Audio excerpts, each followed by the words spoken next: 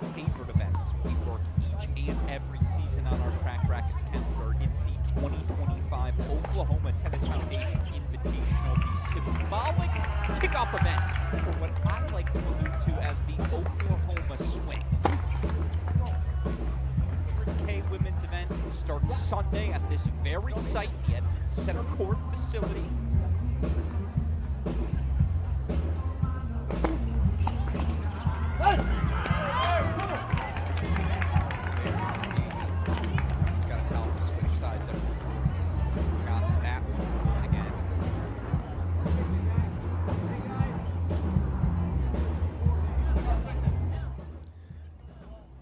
Alex Gruskin here. Hopefully now you can all hear me. And with that, again, I say welcome back in, everyone, to year 3. Okay, they did learn the lesson. I was going to say no change of ends. We change ends every 4 games here in the team tennis universe. And again, that's the format here this weekend, this Oklahoma Tennis Foundation Invitational, bringing together 8 teams. On the right of your screen, you see our team captains.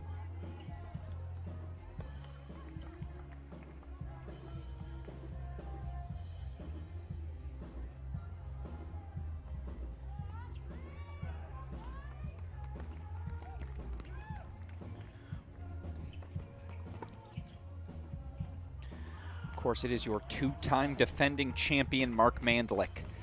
No Alex Martinez, his former Oklahoma teammate, off busy playing pro circuit events, unfortunately.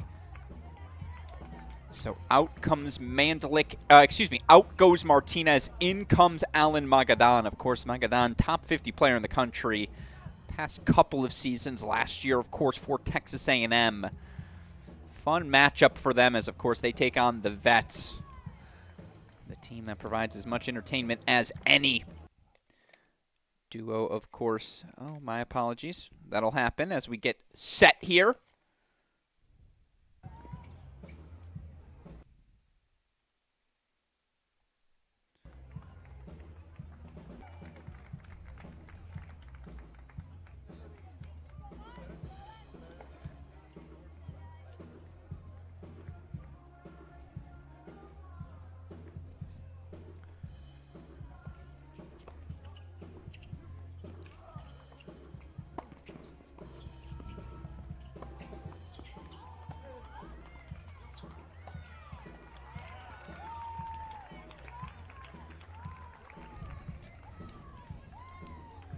Again, on that far side, it's the pairing of Mike Knott, Ashley Watling.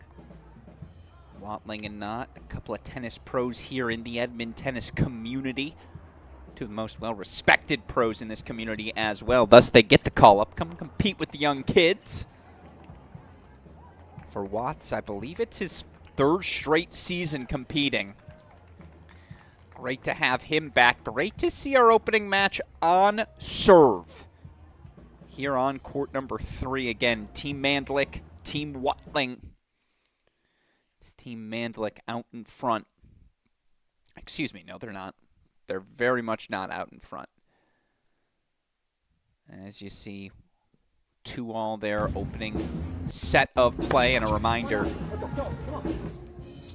as you hear the music blaring in the background, it's an invitational event. We're having fun.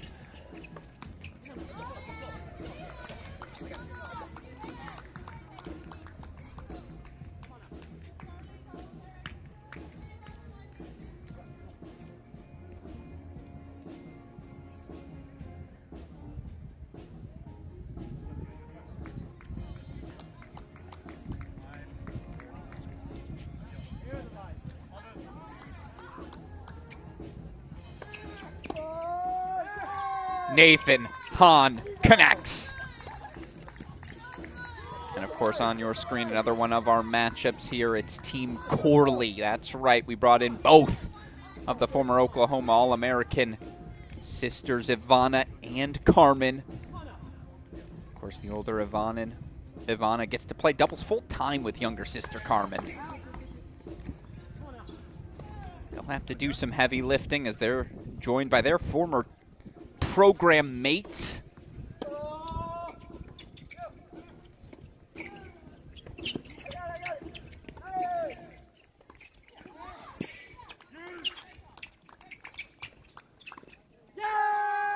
Couple of guys, though, who might be a little light on repetitions, and thus they're going to make up for it with energy, enthusiasm, passion.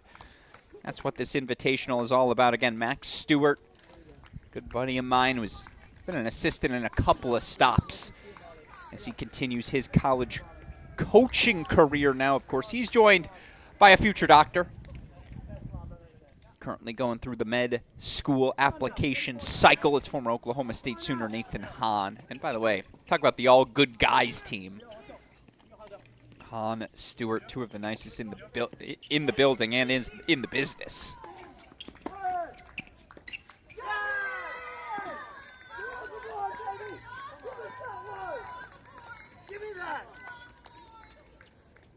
They're on the board. You don't need me. They'll do the show. They'll put on the show. Again, their opponents today.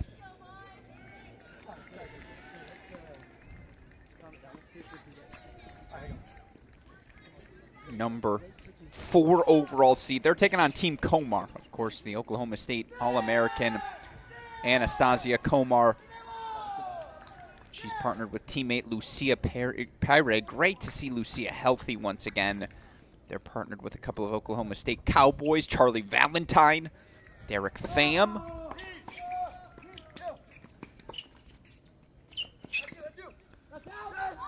Stu. A little touch, though. You see the 4-1 score line here.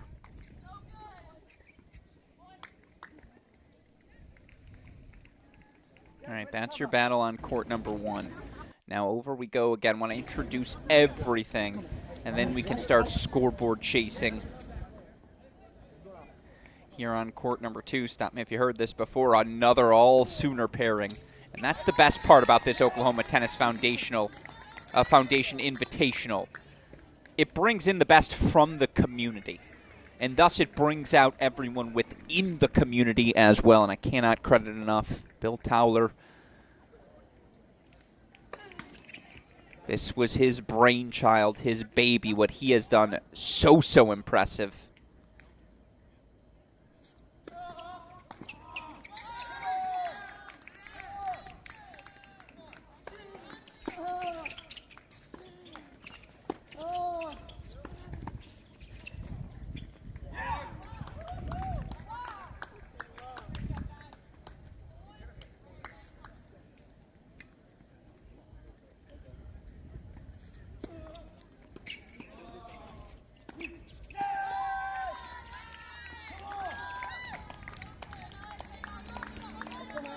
All 15 love as again the Malero Harazaki take on the all Tulsa team. Love the representation across the board. It's Team Carlson on court right now. Timothy Carlson, Takeshi Tako.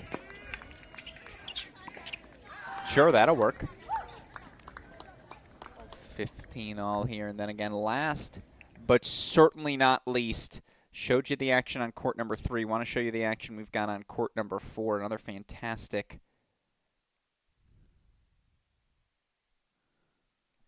battle ahead as we take you over court number 4. Our final matchup, this one featuring your number 3 overall seeds, the Oklahoma team Naven.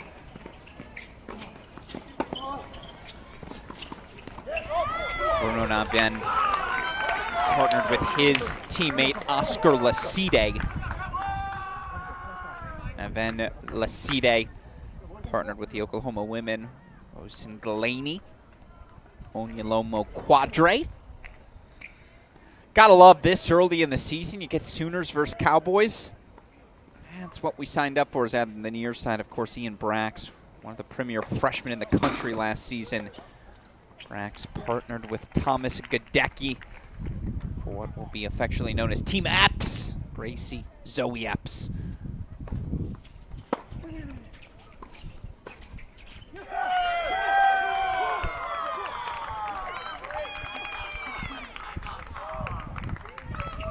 Why not bring the noise? So again, we got 4 active matches. Want to show them all to you. As it is a break for Braxton Gadecki for 4-3.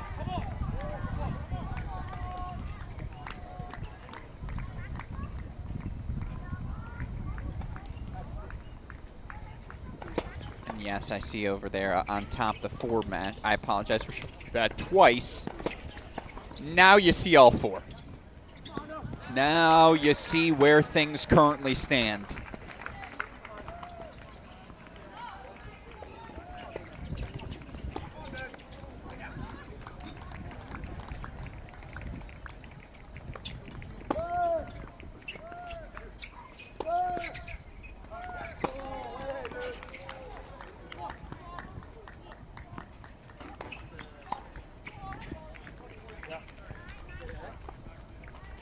All right, so again, wanted to give you the bird's eye view, right? What do we need to be watching right now?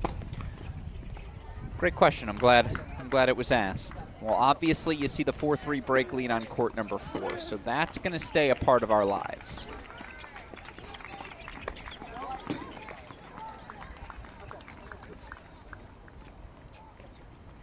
A 4-2 break lead, but by the way, there you see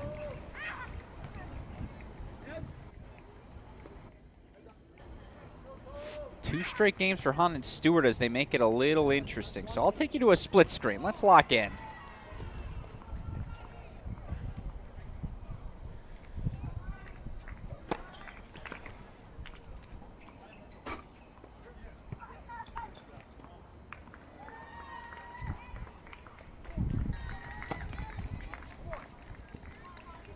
By the way, hand up, should have mentioned it. This is our quarterfinal round. No round robin. You're just thrust right into a main draw. Now, 3 matches guaranteed for every team. Prize money in what is the second biggest non-sanctioned event we have in the country each and every season by prize money.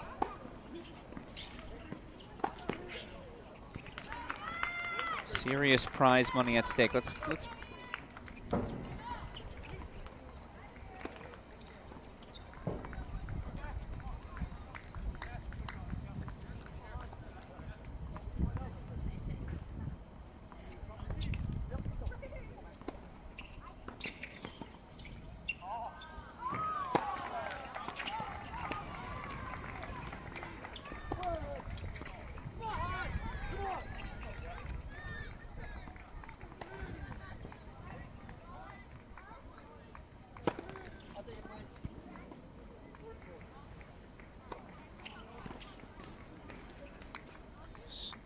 So there you see our scoreboard just a little behind. That means I should go full screen here, as it looks like Oklahoma gets a break back for 4-all. Meanwhile, here's a break point chance to get back on serve. They were down 4-love.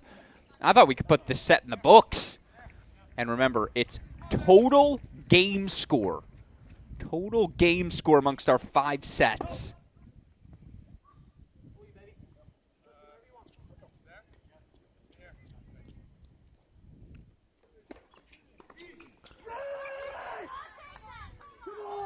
What?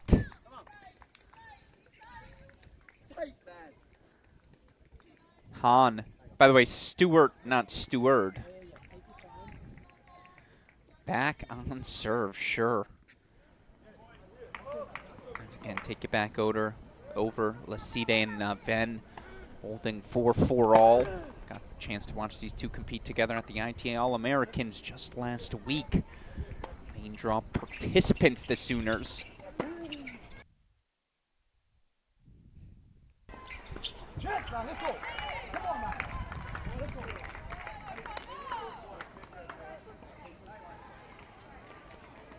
Again, you do see those scoreboards bottom right of your screen, right? Team Komar no longer. No, they may still be up 4-2. We got to go check back in on that one, don't we? You know what? Let's throw up the quad cam. Where do we have to go? Oh, I forgot it's a tiebreak at 4-all. 2-2-2-3 the format here today. So we got pivotal service games in a couple of places. They're in a tiebreak in the men's double set on court number 4. Obviously, yes, I do see right now. Apologies, we're showing you something twice.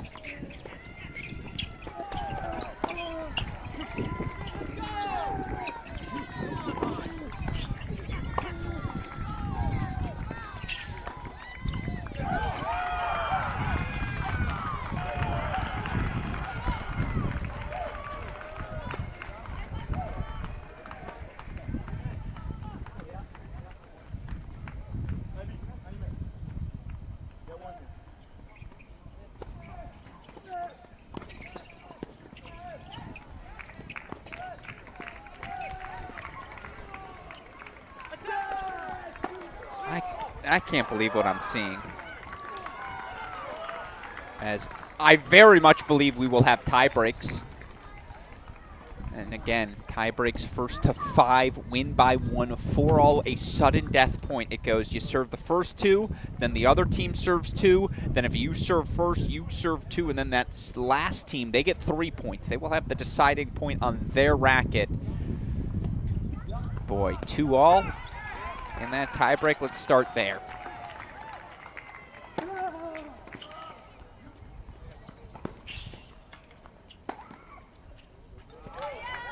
Top of the fence.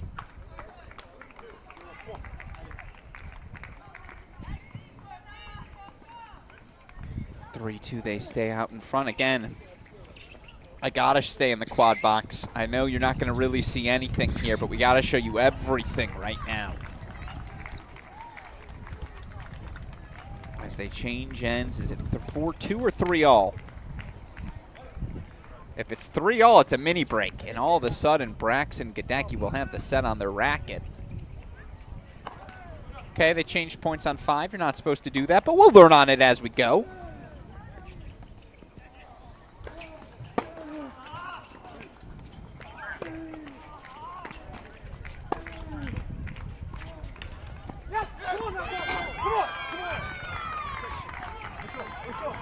And now it's on their racket.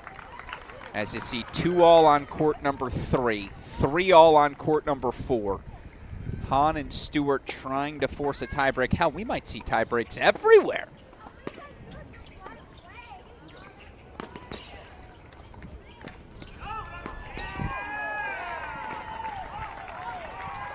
Well, that's a heck of an effort there from Magadan. As I believe that's Gadecki sending the volley long.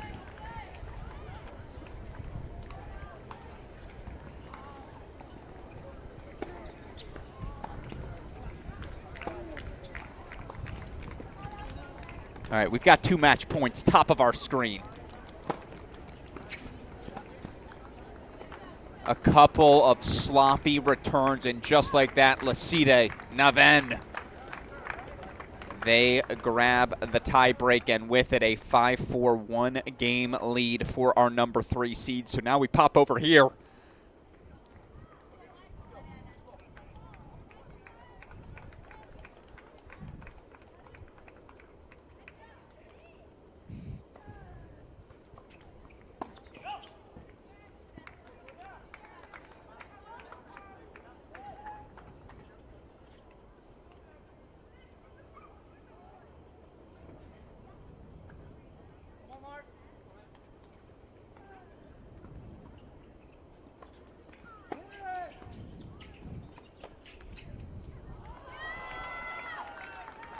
Finds the line.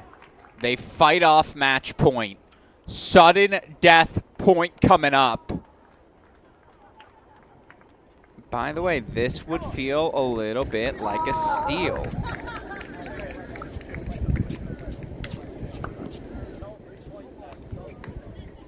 As again, show you right now. They are on.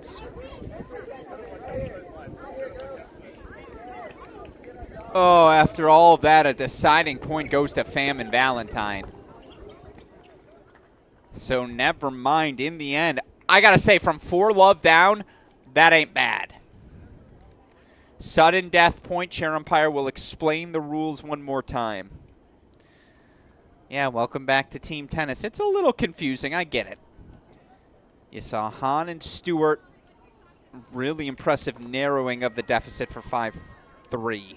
Here is a 4-all sudden death bonus point. And again, whomever served first, it is the other team who will have the match point.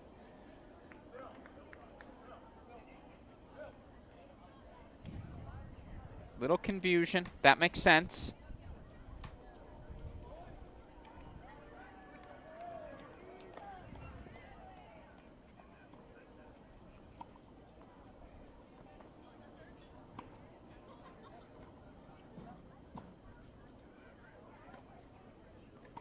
It's a long discussion. They say ad side, no shock. They're going to go to Magadan.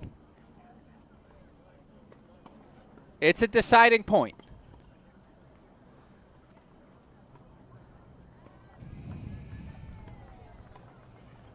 All right. It's good. Let's have the conversation again. Better safe than sorry.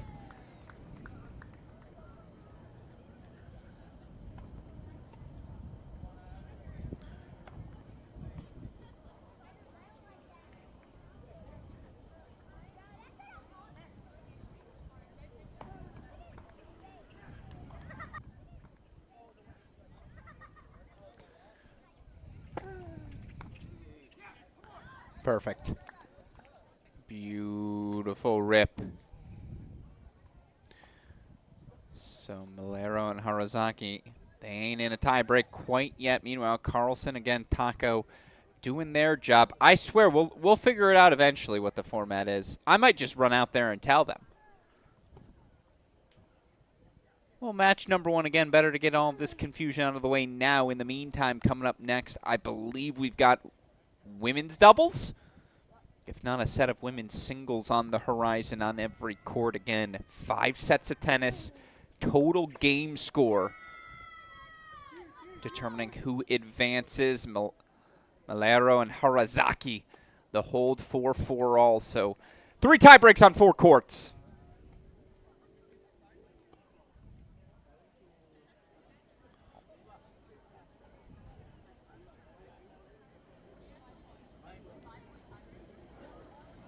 Again, a long discussion here.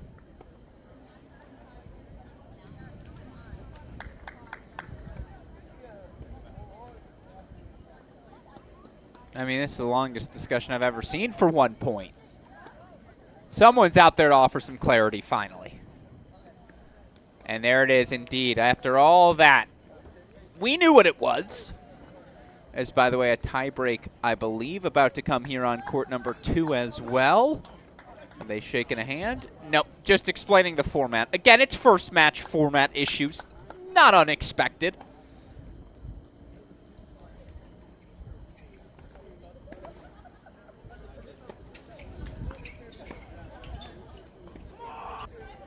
Watling sands the volley wide. Magadan, Mandlik. They escape with a 5-4 tiebreak, so now we go full screen to our final tiebreak of the men's doubles session. It's the Tulsa pairing again, Takashi Tako, partnered with Timothy Carlson. This is Carlson here serving. First to 5, win by 1.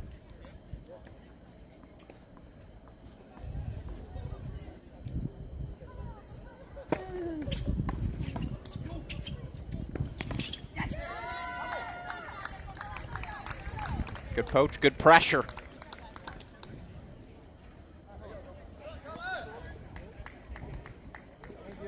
As again, show you the quad cam. Just getting loose on our other courts. Total game score, the only one with serious separation. I mean, serious separation. They're up 2 games. Team Komar right now up on Team Corley. A lot of tennis left to be played there, though.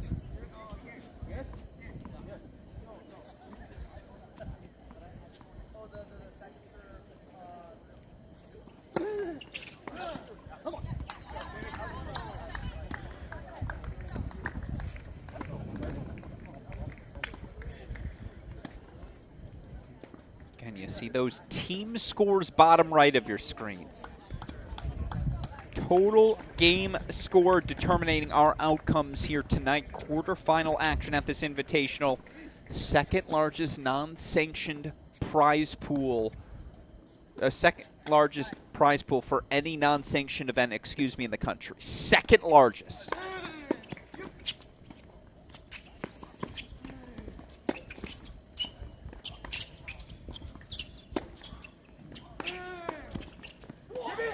Doing it, of course, also for a tremendous cause.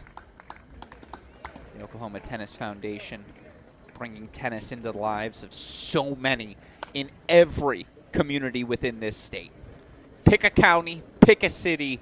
The Oklahoma Tennis Foundation is doing what they can to build camaraderie, build opportunity, build everything this sport can offer in every community within this state.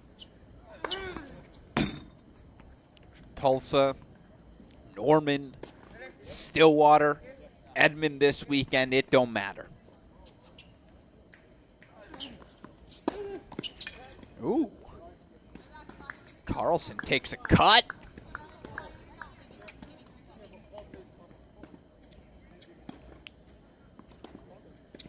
Match is on the racket of Team Tulsa, Team Carlson.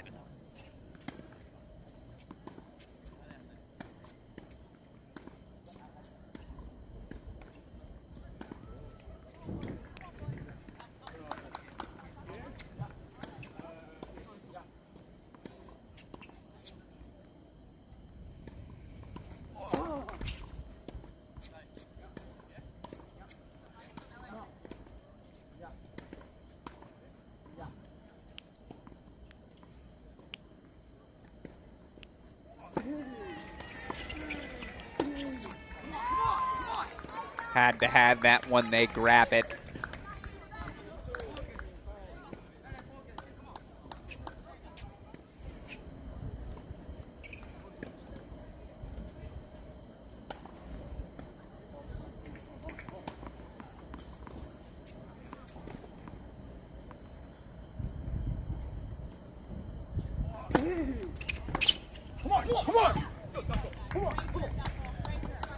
There you hear the let's go taco. The Tulsa pairing of Carlson and Taco do their job. Still, Malero and Harazaki have got 3 points on their racket. Whether they know that or not right now, given where things have trended elsewhere, probably not. But the match is still technically on the Sooners' racket. Yep. Downhill.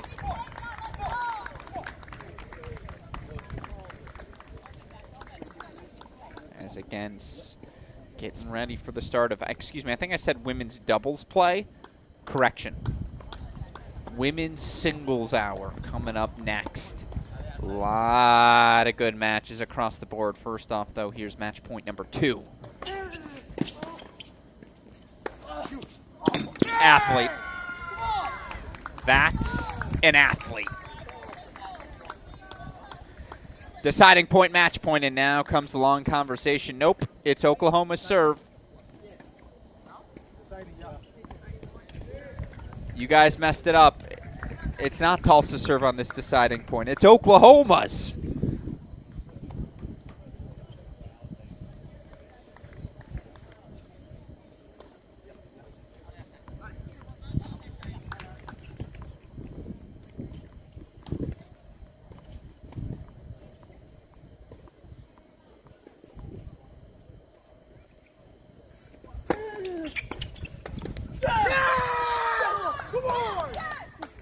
Deciding point goes the way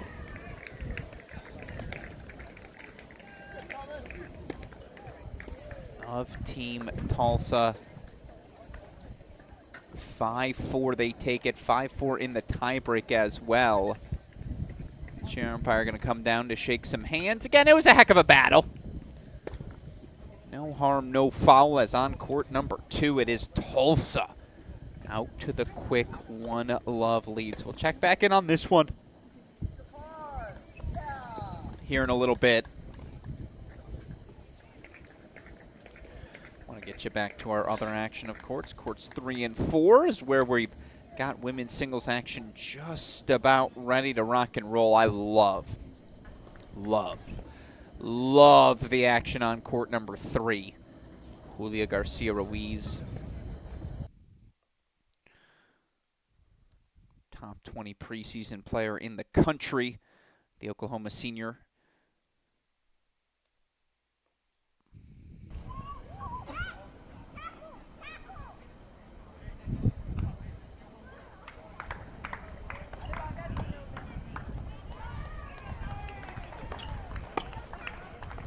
Taking on Zoe Hammond, but these are your singles matches already underway.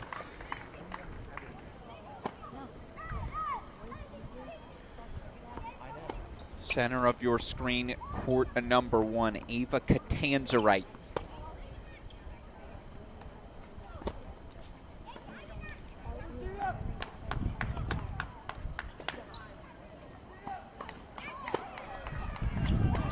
But that's not Ava Catanzarite. That scoreboard's wrong on court number 1. That's 100% Carmen Corley.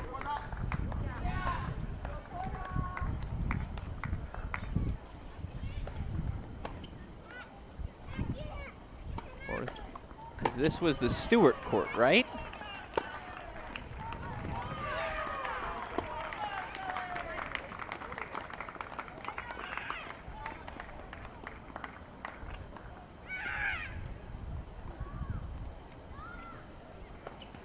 Opponent here. I see Anastasia Komar there hanging out on the bench, so this must be Lucia Pyre. Lucia coming off of an ACL injury last spring. Great to see her healthy. Great to see her balling.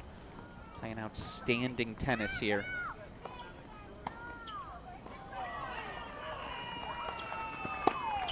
And it looks like that's an opening hold for Lucia.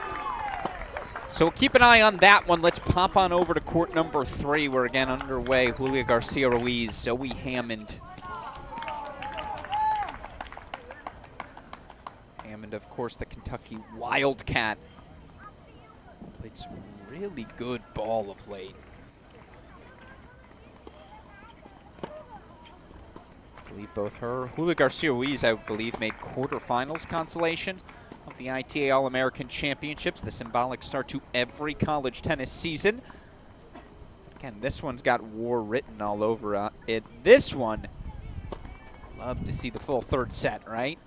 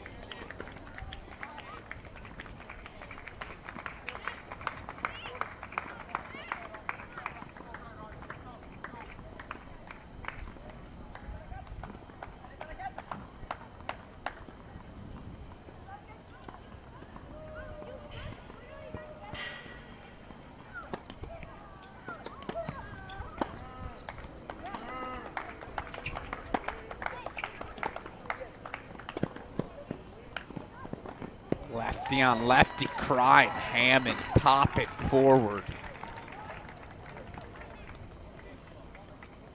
Breaks 4-1 love, so let's pop over. Oh, they're changing ends right now on court number 4, so let's go back over to court 1. Again, this is Carmen Corley taking on Lucia Pyre.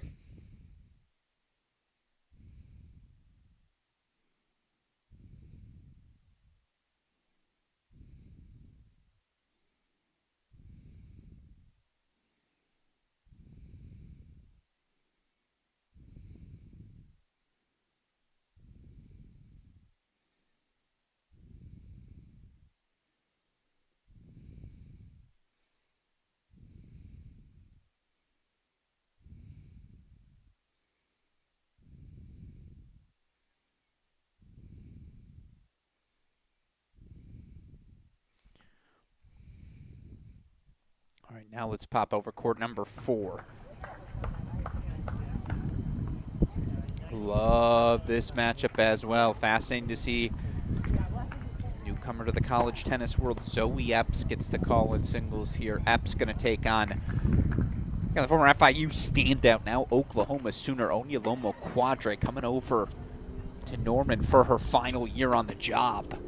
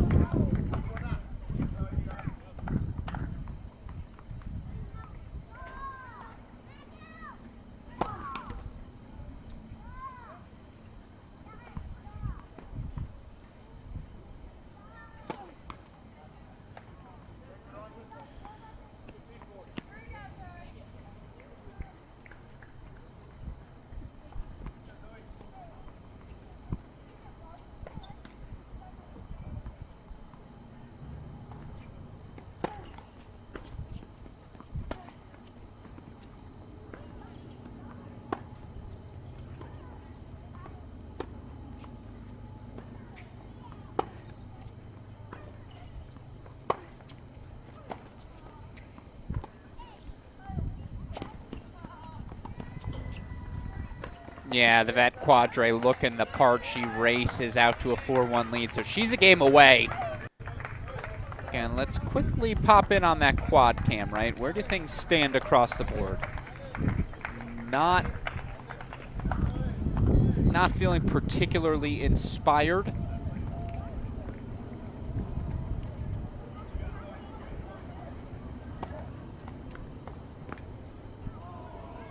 Then we'll have action for you, an accurate scoreboard on court number 1, bottom right of your screen. But I can tell you, top left of your screen, that is certainly going to be Akalova versus Catanzarite.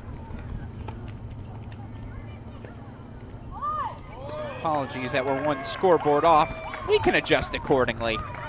Hammond gets the break lead, but you see again, Garcia Ruiz 2 break point chances back. Let's go to a split screen.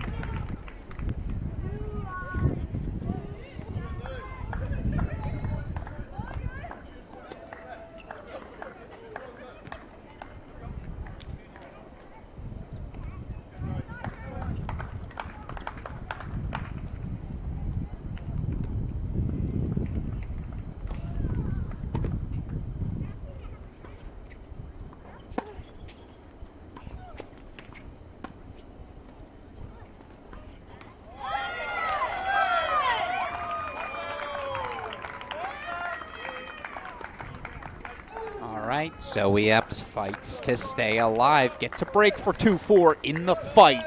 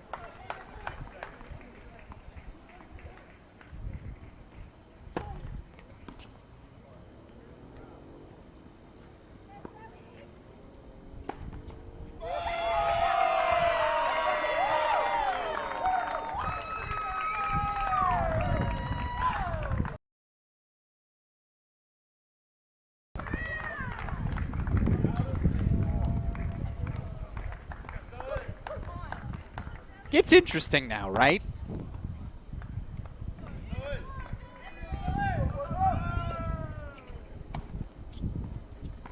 4-3 all of a sudden.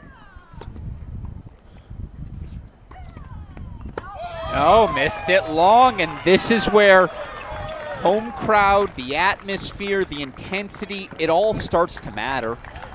You see the bleachers to the sideline. I can tell you the whole Epps family in Oklahoma, born and raised crew, dare I say one of the first families of Oklahoma tennis in the modern day. They're all here to support Zoe. They're here to support Gracie, of course, as well, team captain. There you see One Love Okalova, Garcia Ruiz up 2-1. Apologies, unsure of our score. Bottom right of our screen, Lucia Carmen doing battle.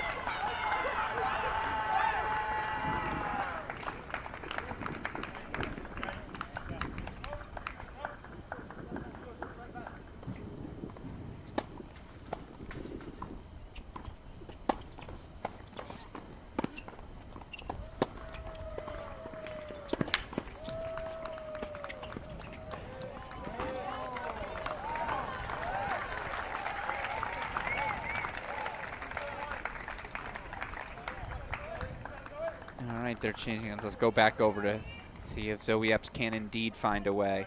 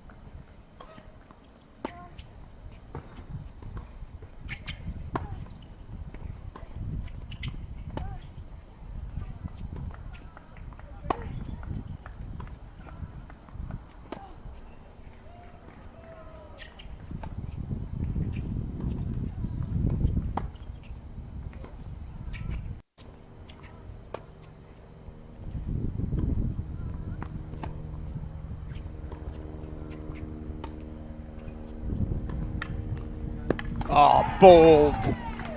That's playing to win. And look, I know we got other matches going on right now, so I do want to show you those, of course.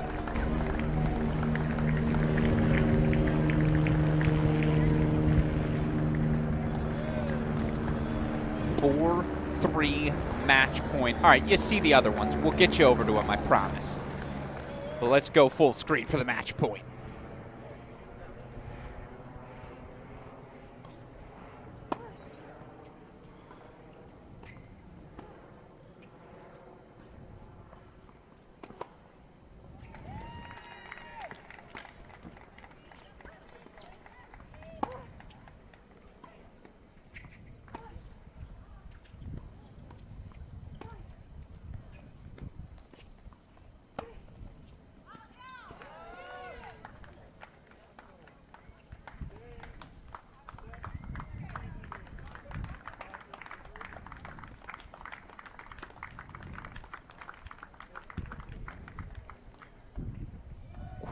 I mean, that's so impressive. Just so impressive. Was down so big in that final service game. And heck, Zoe Epps had all the momentum. And big picture, you drop a set only by 2 games in this format, you've done your job. You've kept it close. Women's doubles, I believe, next up here, it will be Onyolomo Quadre partnering with Rosen Galaney.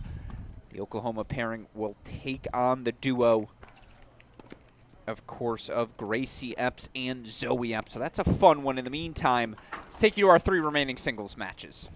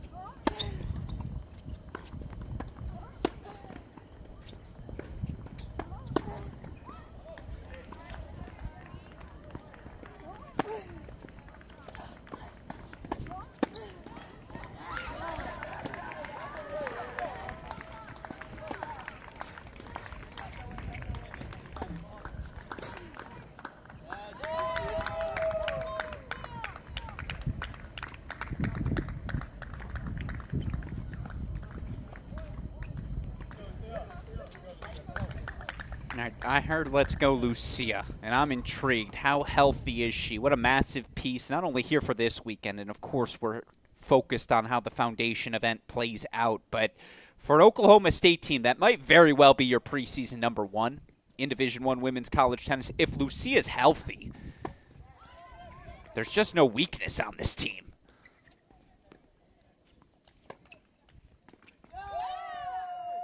And I think that's it.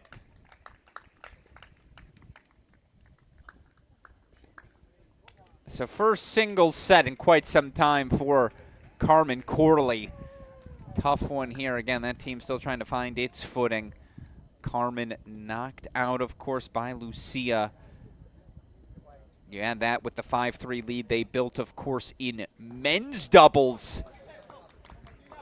Team Komar out in front.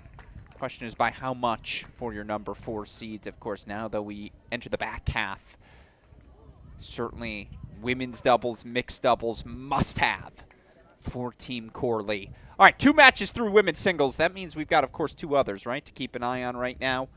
Let's show you those 2 singles matches. 2-1, Tulsa's Okolova, leading the recent Oklahoma grad, Ava Katanzarite. Meanwhile, right side of your screen, this might be the best set we have all evening. The lefties, Zoe Hammond, Julia Garcia-Ruiz doing battle.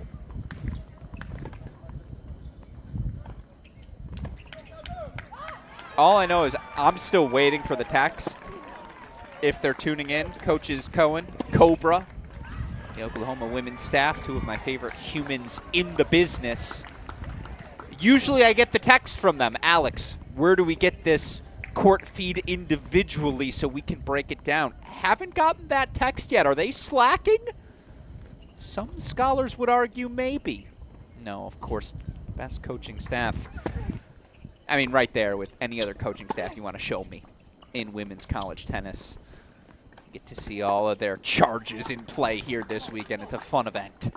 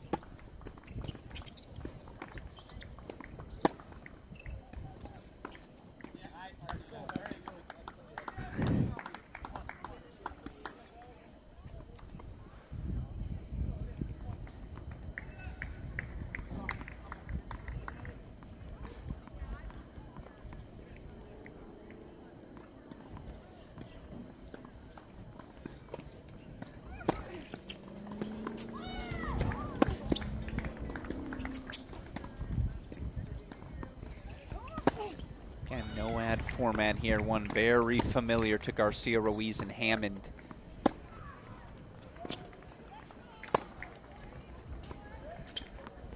3-2 Garcia, Ruiz out in front. They stay on serve as scoreboard's got to be behind, right?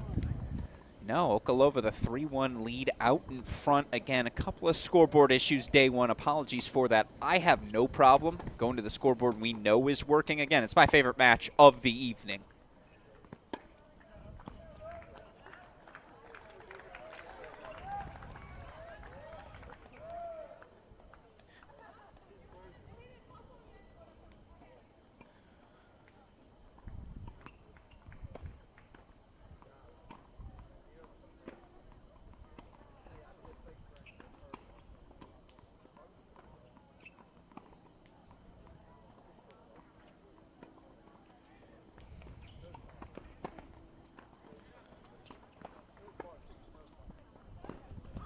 Yeah, that'll work.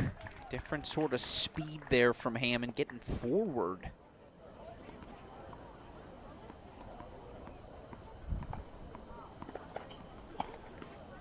That long, loopy forehand. Again, both sides, the back swings. Prominent for Hammond. And yet, when the racket speed's right, I like the ball she hits.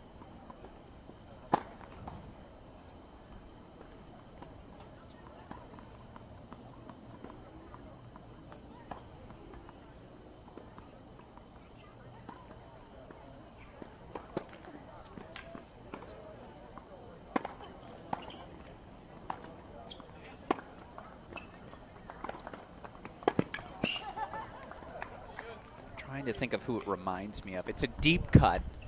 Shades of Georgia Drummy? Or Vanderbilt Duke standout? Maybe? Shout out to those of you tuning in tonight. If you know a Georgia Drummy reference, you're my sort of person.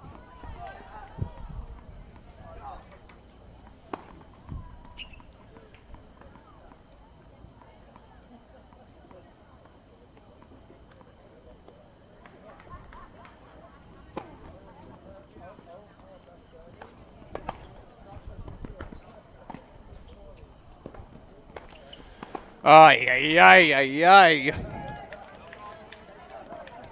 Get to say those 4 magical words, right? I could do that. Tough air under the lights. How often are you playing under the lights? That's when those overheads, those super timing specific shots can go wary.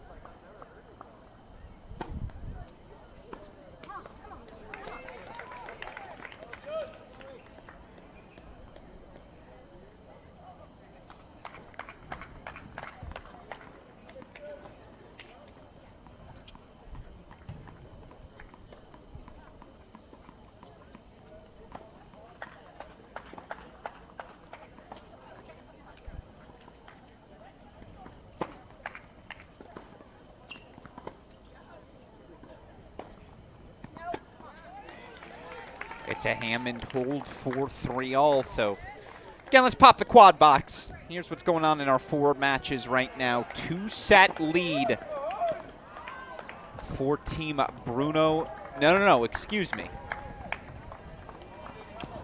Bruno and Oscar, did they win 5-4 or did they lose 5-4? Either way, Quadre the 5-3 win. At a minimum, they're up a game on court number 4. That court number 4 not on your screen right now. Good job by me.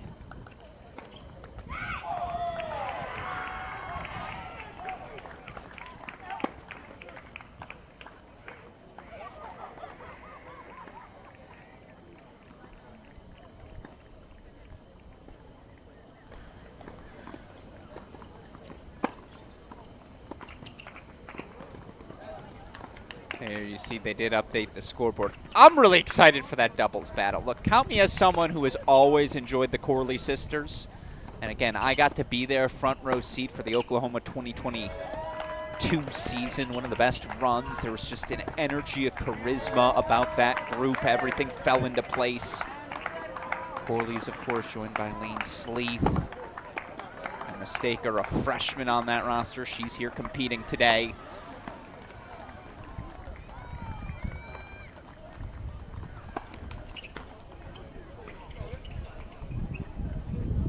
Interesting to note, Akalova, the 4-1 lead. I had a lot of people here in the building today point me to Akalova to say, hey, don't overlook someone who on her day might be as good as anyone in the building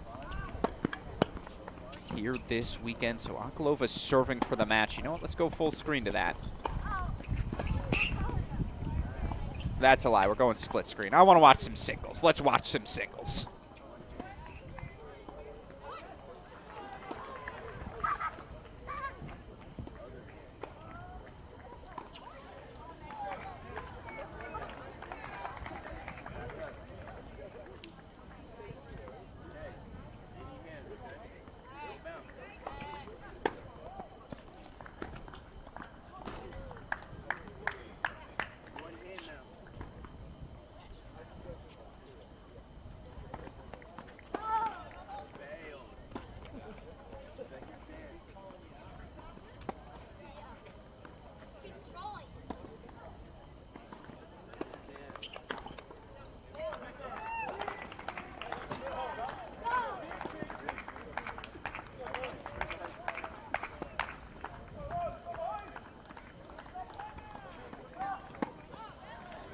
Yeah, no doubt that serve sprayed long.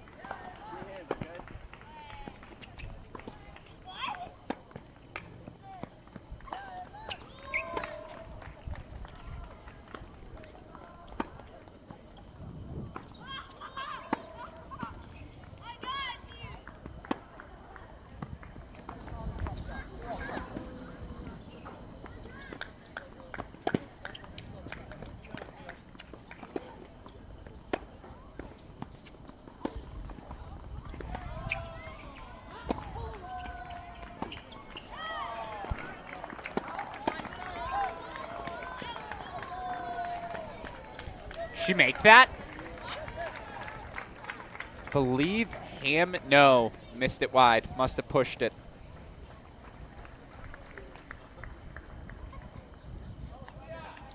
Catanzarite, a break point chance back.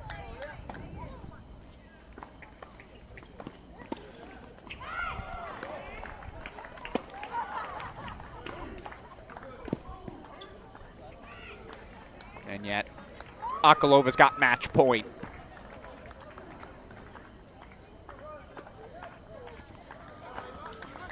And Garcia Ruiz, ace T. All right, that's new.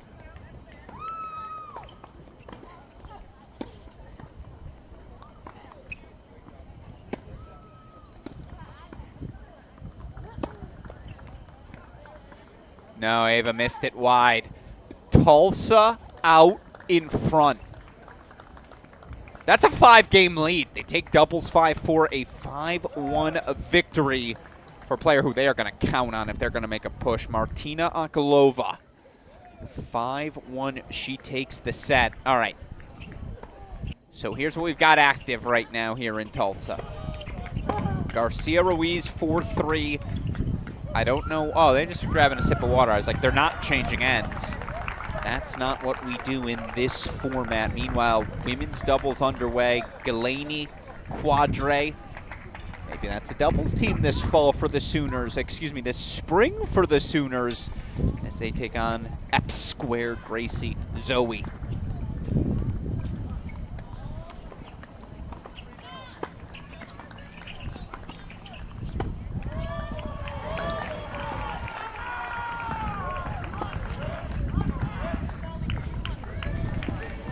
point early in doubles action. Home stretch here. Again, what might be our most competitive set. So let's go full screen to it.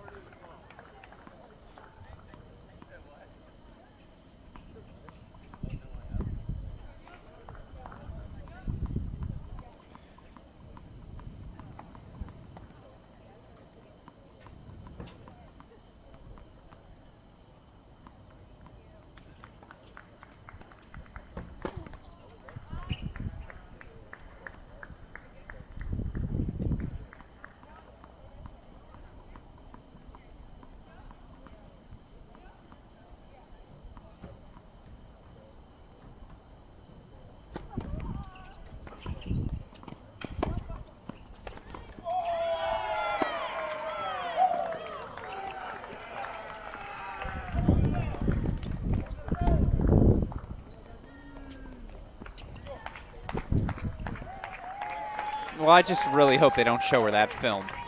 And by the way,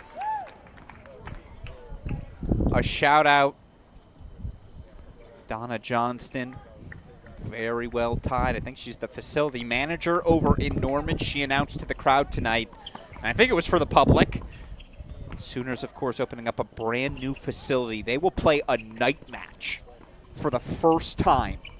That's awesome. But why do I bring that up? You're going to have to learn how to hit the overhead under the lights. A few more hours practice session later in the day by necessity as Hammond game point chances to force the tiebreak.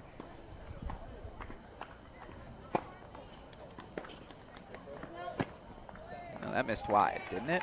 For sure missed wide. So first to 5, win by 1. You do not change. No, you do change sides. No, you do change sides. And remember, the format from here, 2 serves for Garcia Ruiz, 2 serves for Hammond, 2 serves for Garcia Ruiz. Final 3 points on serve would belong to Hammond if we need them. The 9-point tiebreak, win by 1, first to 5. I love it. Why not get a little funky? It's an exhibition event. We're allowed to have some fun as you see the Corleys doing Corley sister things. 1-all 30-love in what is a must-win match. Must-win set for Team Corley on court number 1. Court 4, 1-all and break point chances for the Epps sisters. We'll go check in on that one again in a moment. In the meantime, full screen for the tiebreak.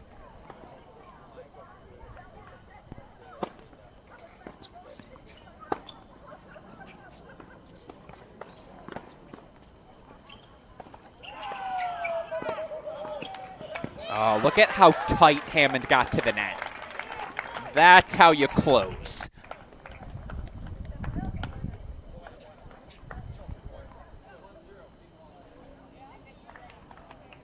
That was pretty cool. Good balance on the hands from Julia Garcia Ruiz.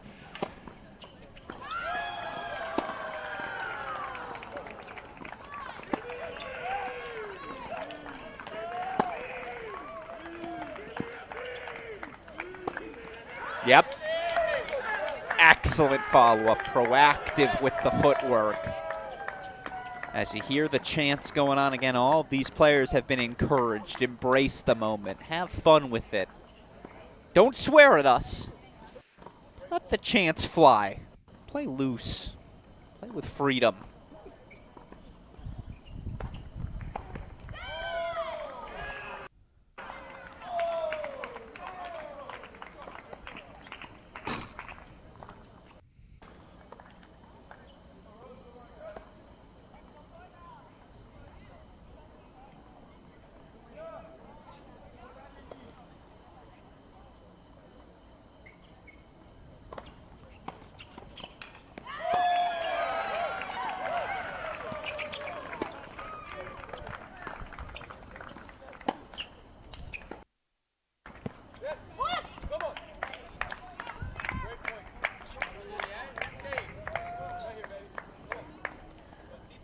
there you see, again, two-time defending champion, team captain Mark Mandlik. A few words of encouragement for Garcia Ruiz. She's got the mini break 2-1 lead. Let's again show you the outer court action.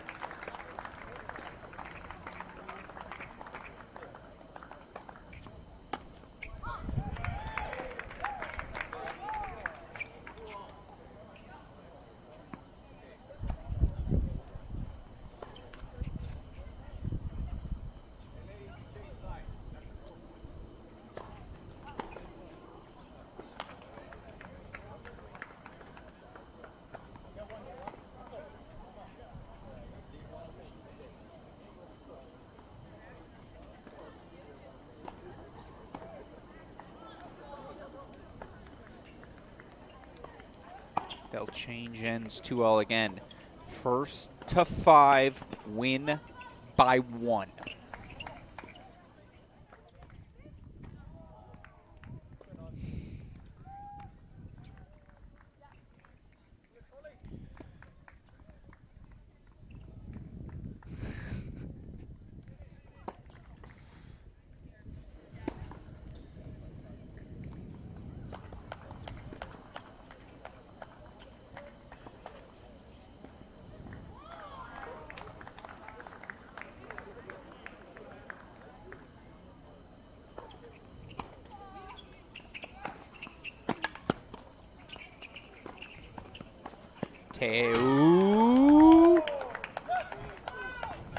Tell you what, in a February dual match, when these two teams SEC season, Kentucky versus Oklahoma, that ball's out.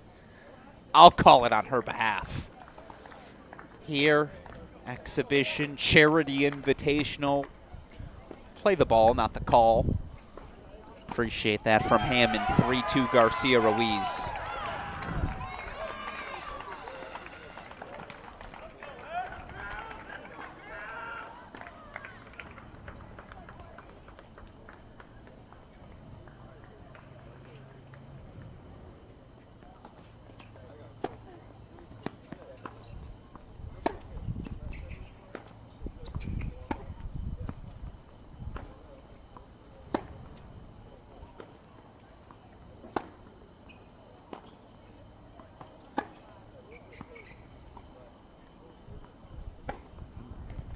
Yeah, she yanked it wide. Garcia Ruiz protects her serve still. Final 3 points on serve belong to Zoe Hammond. Not out of it yet.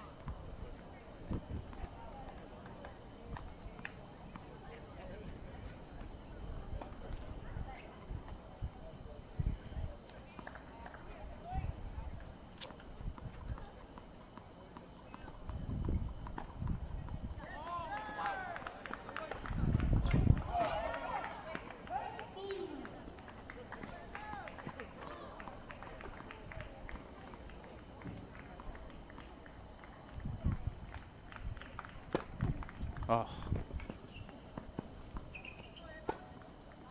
No. All right. That's fair.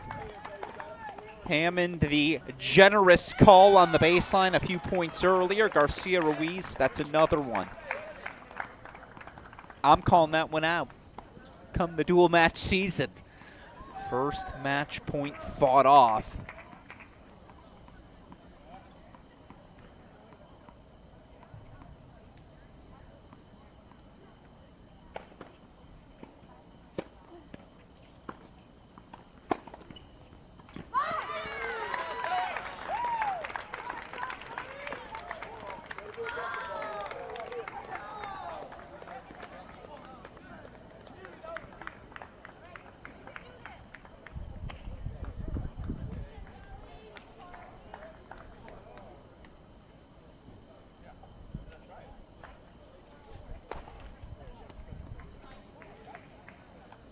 Change ends.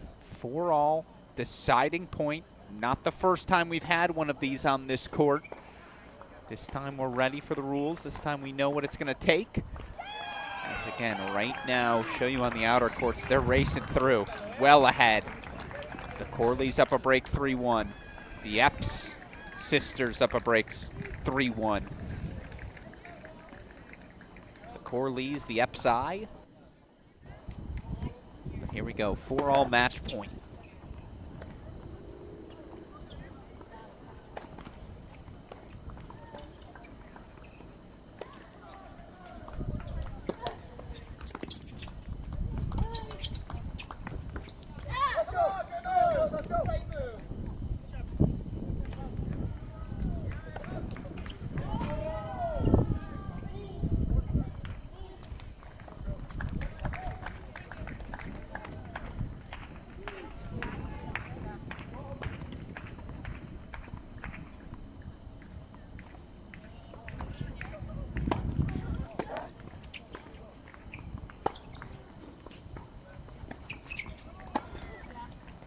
Garcia Ruiz, 5-4.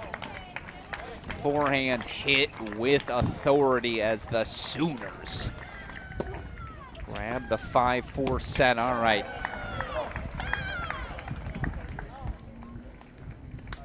We are deep into our women's double sets here on courts 1 and 4. Again, on the left side of your screen, Team Corley's in some trouble. Dropped the first 2 sets, men's doubles and singles, but these are their anchors. The only way they're winning here this week is if Ivana, Carmen Corley, U.S. Open participants, of course, in doubles. Yeah, they got to play like they're the best doubles team in the building, and they very well might be. Easy flick of the wrist from Ivana.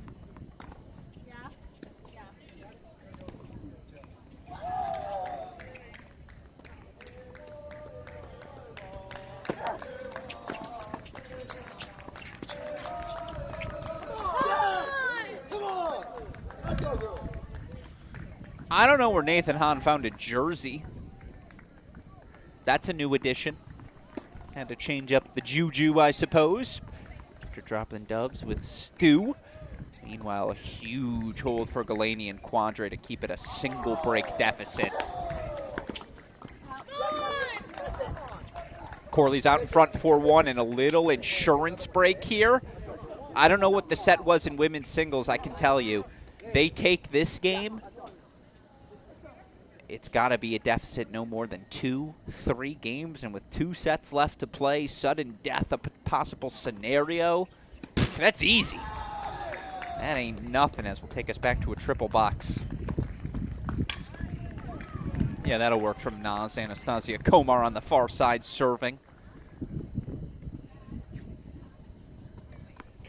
Anastasia Komar, the redshirt senior, again, returning to an Oklahoma State squad that if everyone's on campus, yeah, there have been some changes, obviously, with the coaching staff.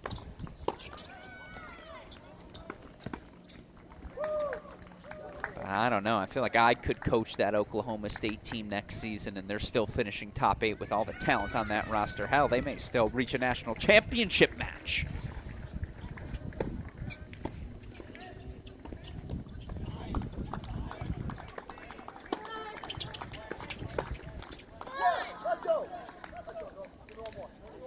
Obviously, last season, Sooners, Cowgirls facing off in the NCAA second round. Feel free to text me any wager you'd like. I guarantee you they will not play in the second round this year. It just won't be mathematically possible where with both teams are seeded. You name the number, I'm in.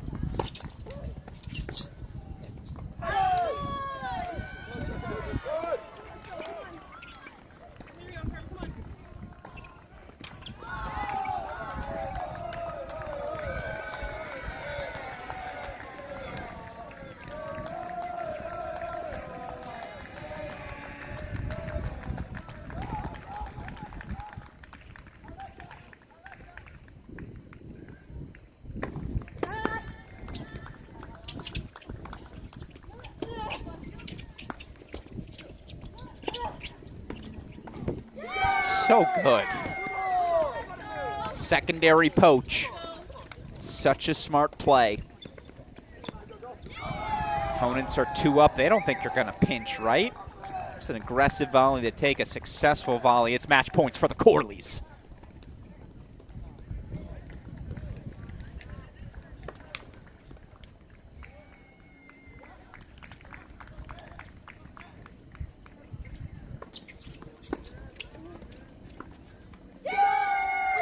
Had to have it. They get it.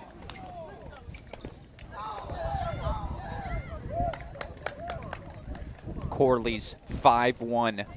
This is the set, though, coming up. If you are Oklahoma State, whether it's Ian Brax, whether it's the newbie, I don't know him as well, Charlie Valentine, either way, this immense set you got to go race out and grab. A no-doubter sort of set again, whether it's Nathan Hahn, Max Stewart, all due respect, two of the nicest people you will meet, two men who will not be in the best of form relative to two men active in their college career.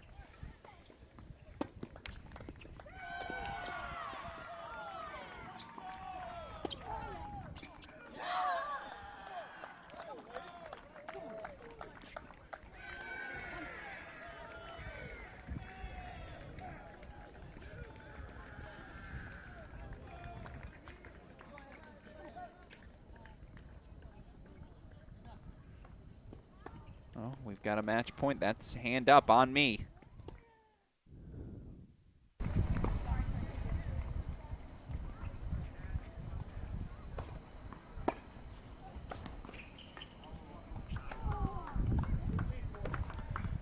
It's first of 4 match points fought off, but 4 match points.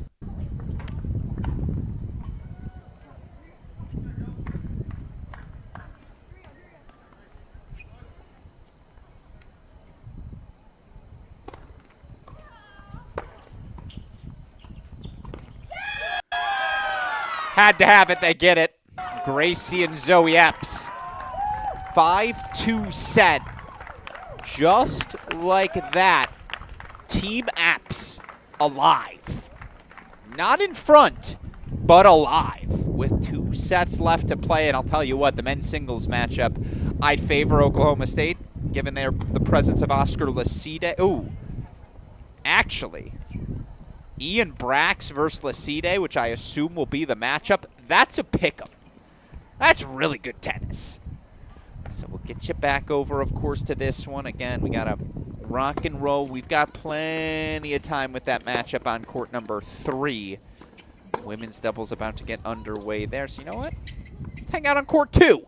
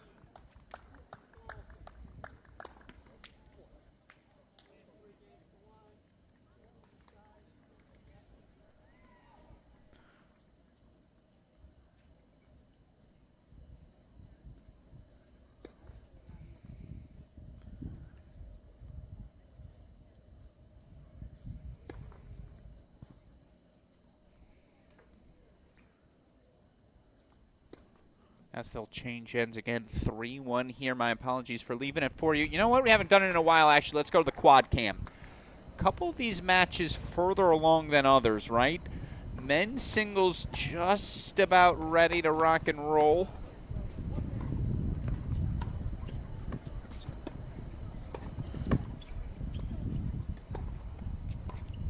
Women's doubles, of course, now underway. Garcia Ruiz and Guzman taking on Hammond and Zarolo. That's a fun matchup. As it will indeed be Lacide versus Brax. Ooh. If Garcia Ruiz Hammond was 1A, that bottom left has got to be your 1B. In terms of best individual singles sets we'll get here, just individual sets we'll have, as you see, by the way, Han, Pham, taking their serves. No shot to see it be Nathan Hahn get the call in singles. We'll go split screen as our women's doubles action continuing. Courts 2 and 3.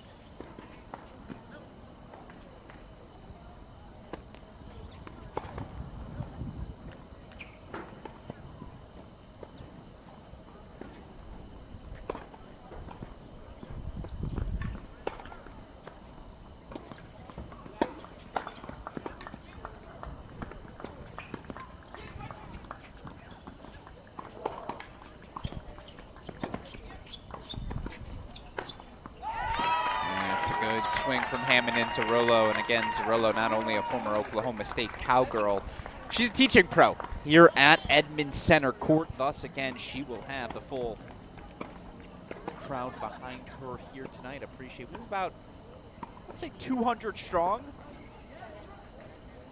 200 strong for this charity event. And again, a thank you to everyone who came out.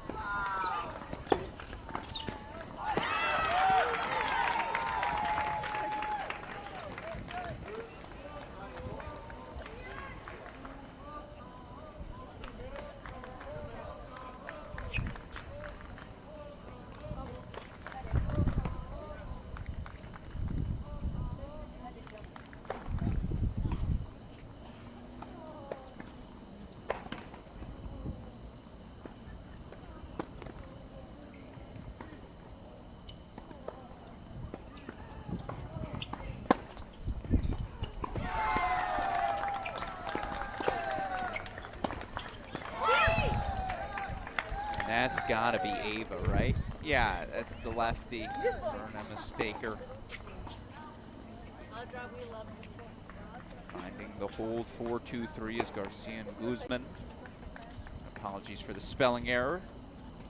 Donna Guzman, obviously G-U-Z-M-A-N, but we'll take it. They get the break lead 4-1 love. Again, hoping to have our first interview here shortly as well. Joined by Carmen Corley here on our broadcast. We'll ask her how that match is progressing on court number 1.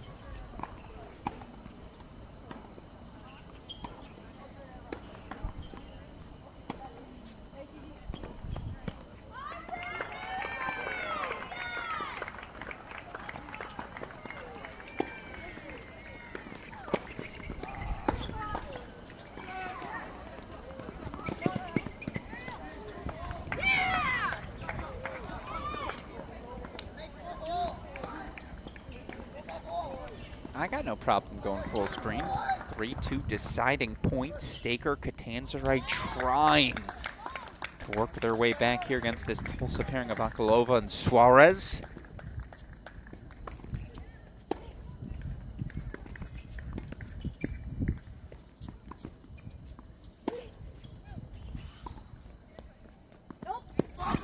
Doubles specialists. Job well done. Staker and Catanzarite do find the hold for 3-all.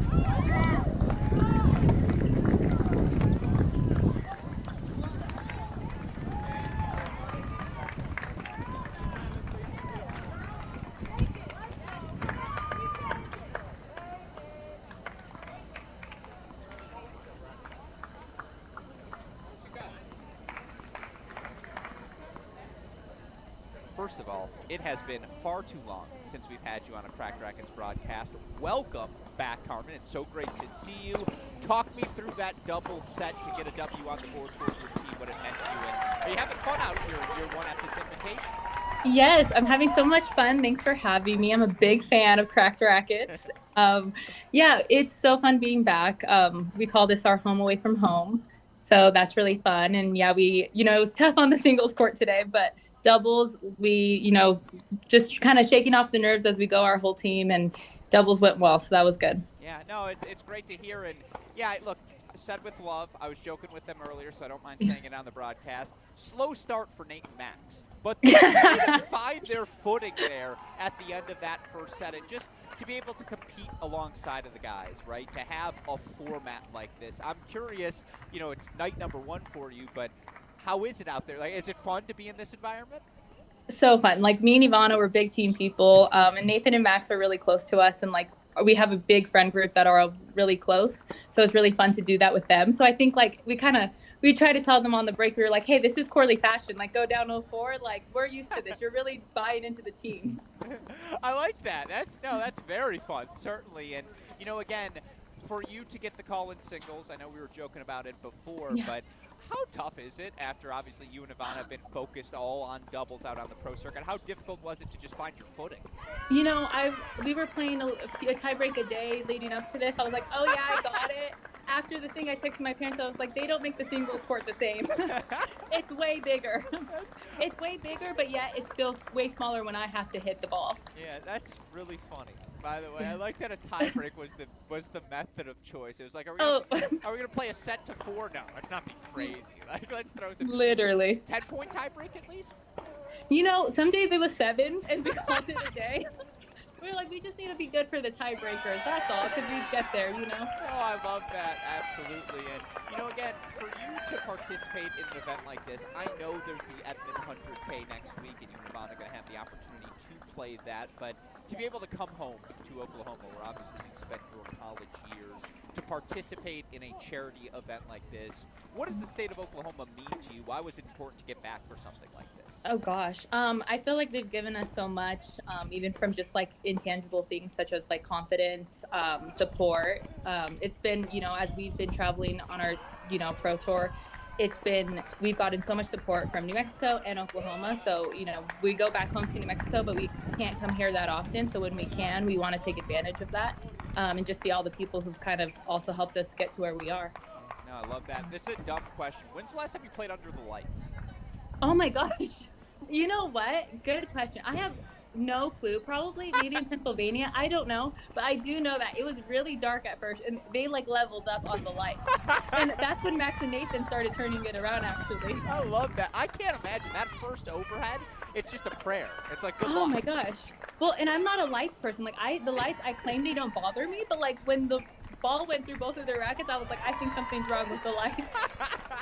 Well, again, certainly you and Ivana found your rhythm down the home stretch, and I know she and the rest of your team needs you out on that sideline, obviously, to go root on Nate. So, Carmen Corley, first of all, congratulations to you and Ivana on all of the pro success, but it is always great to see your smiling face, and good luck to you and the team. Appreciate you joining us. Thank you. Thanks for having me. Love being on here. Of course. Good luck this weekend. Thank you so much.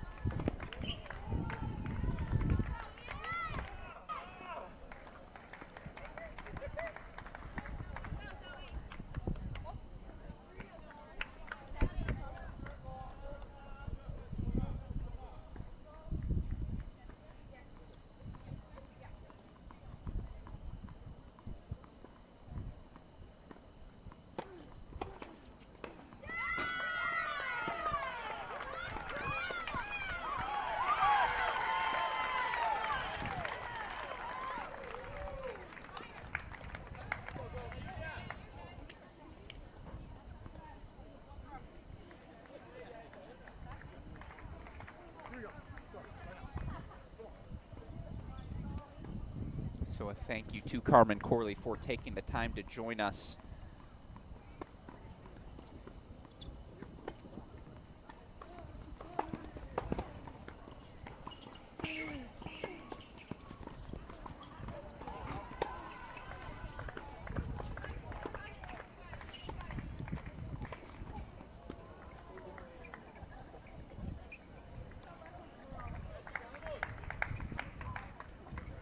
Nathan Hahn up 3-1.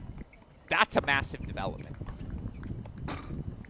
As, by the way, I think Tulsa's won all 3 sets on court number 2, so not going to call that an upset, but again, matches we knew would be pretty close in level, but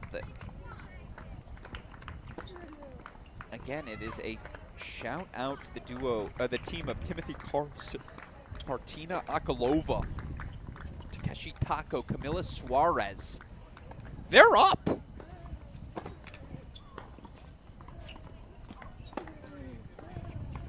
As again, Team Komar, an ever so slight lead on court number 1. Tulsa with the lead on court 2, that's top right. Bottom left of your screen, the ever so slight lead for Team Naven. Oscar Laside out on court, taking on Ian Brax. And then, I think it is literally a 2-game lead for Team Mandlik, the top seeds. Again, taking on the Team Watling Zerulo.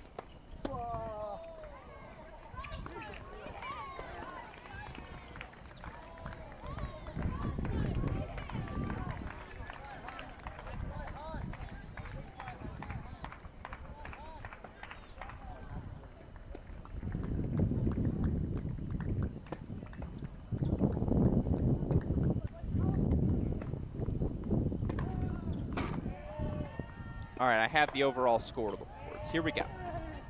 Team Mandlik, top left of your screen, Garcia Ruiz. No, excuse me, that's Zoe Hammond, the lefty serving. Team Mandlik's got a 13-10 lead. It is 12-all now, bottom right of your screen. The Corley team has tied things up with Team Komar. Team Epps, 14-13 lead with Brax 2-1 up on Laside. The lopsided matchup is Carlson versus Staker. Team Carlson, a 15-8 lead heading into men's singles. 15-8 lead.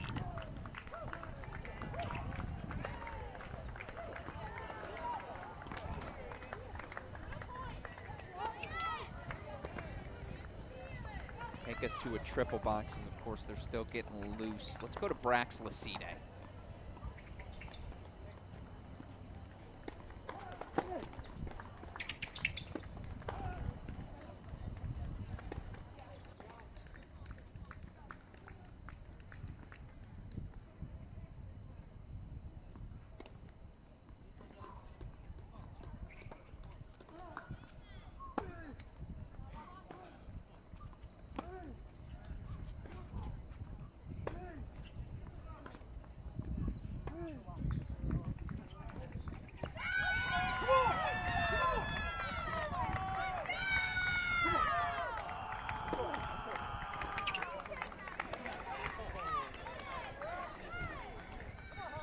Brax the break, and with it, Team Epps 15-13 overall lead.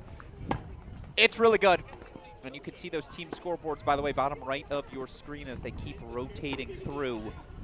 Let's pop over to Nathan Hahn. Game point chances for 4-1 Nate. And if this team can just have a lead, or heck, if I'm Team Corley and I'm within a game going into mixed doubles, given I feel like no matter if it's Ivana, Carmen, whomever I'm playing in mixed, I feel really confident with, Interessante. We go full screen over to court 1 again, deciding point here in the 3-1 service game of Nate Hahn.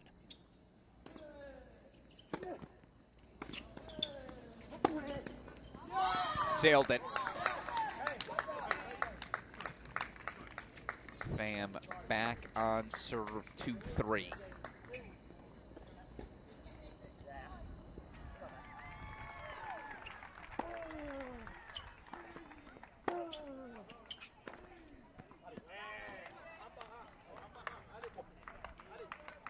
you see Bruno Naven, you see Onyolomo Quadre, and she's covered by the team scoreboard, but the full team on the side lane there. Yeah, there's Galaney as well.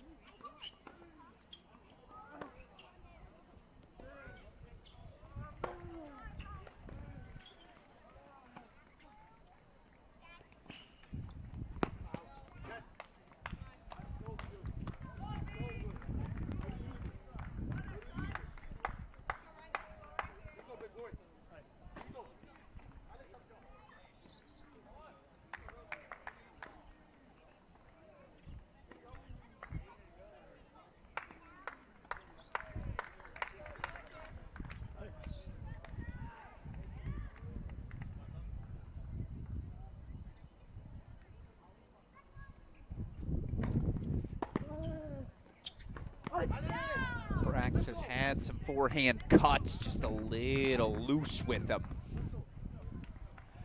As again, take you back to the quad cam.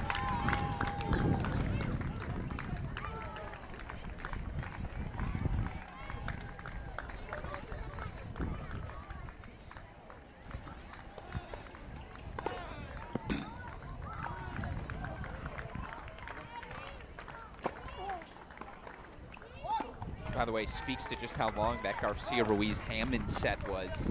2 5-4 sets thus far on court number 1. They're behind. They got still 2 sets left to play, a men's singles set amongst them. We're gonna be here a little while longer. Appreciate all of you who joined us. Alex Gruskin here, Oklahoma Tennis Foundation Invitational, night number 1.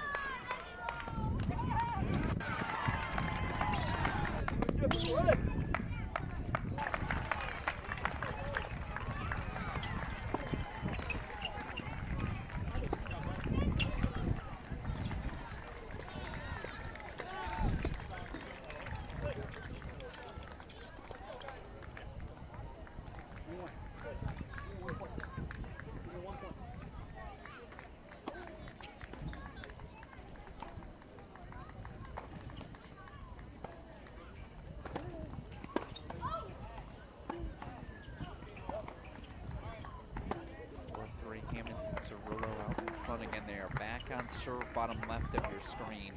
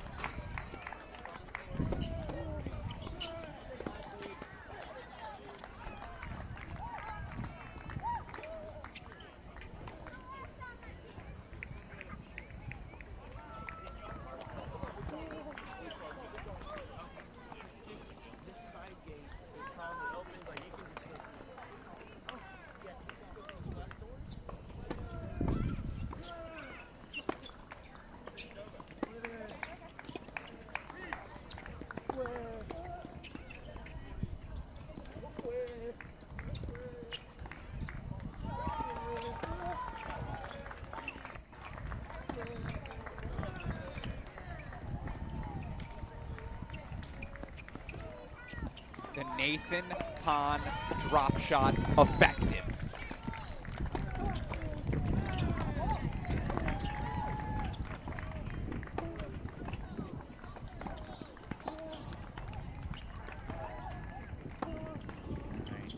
Respect to Laside Brax, and we are certainly going to get back over to it, but take you to a little split screen action right now. Left side of your screen, Garcia Ruiz, Guzman, as we see tonight.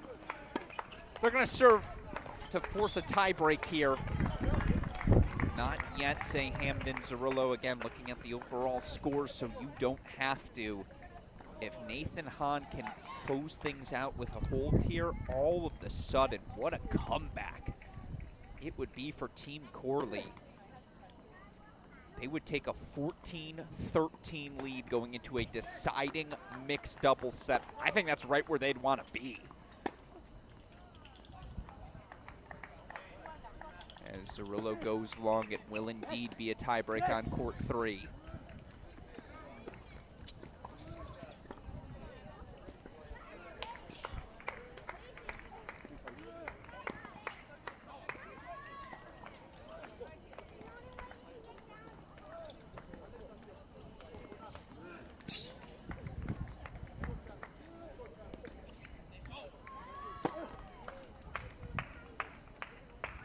First to 5, win by 1. If you know the tiebreak rules by now.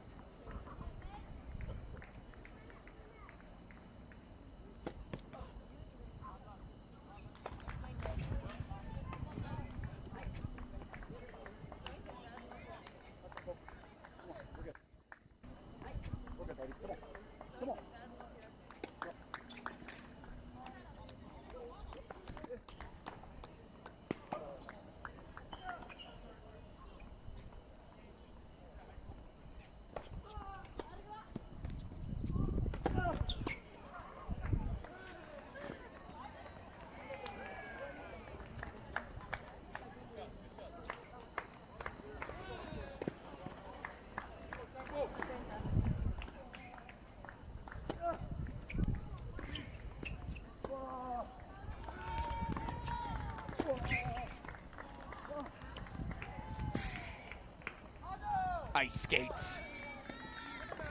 Some things never change.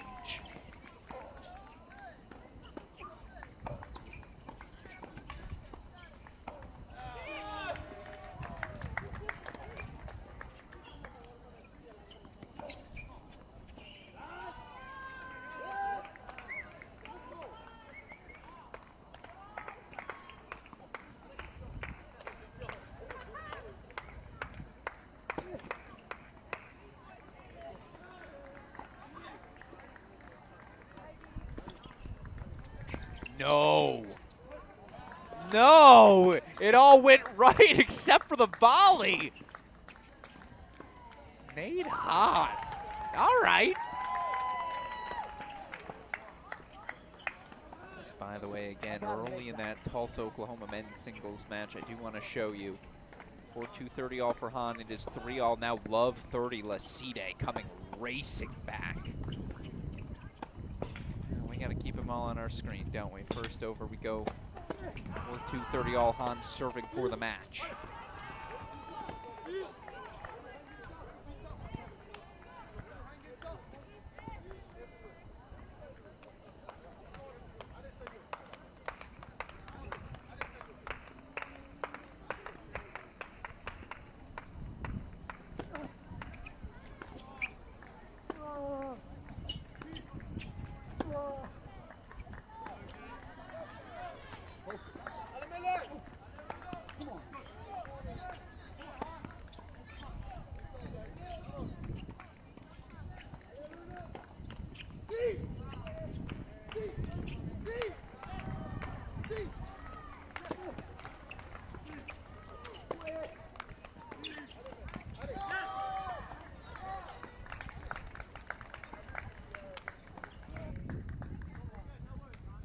Pham breaks to stay alive. Laside breaks. He'll serve for the match.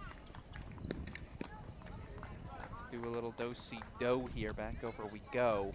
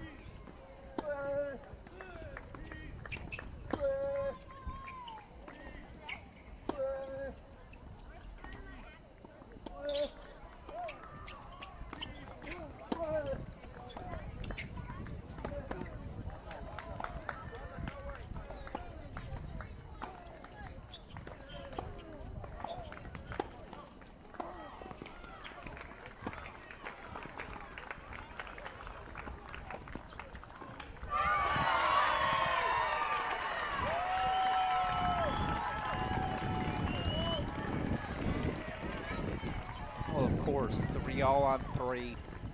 Lacide serving for it. It's crunch time. This is why we built the triple box.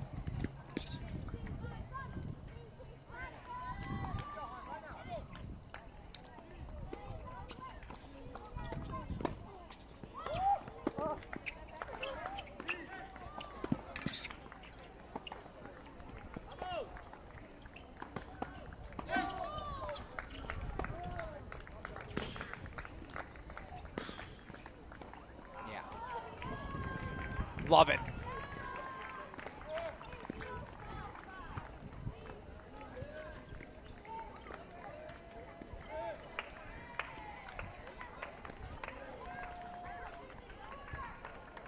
Brax goes for the tweener. Execution ever so slightly off. Meanwhile, here we go. 4-all deciding point in what is their third straight deciding point time.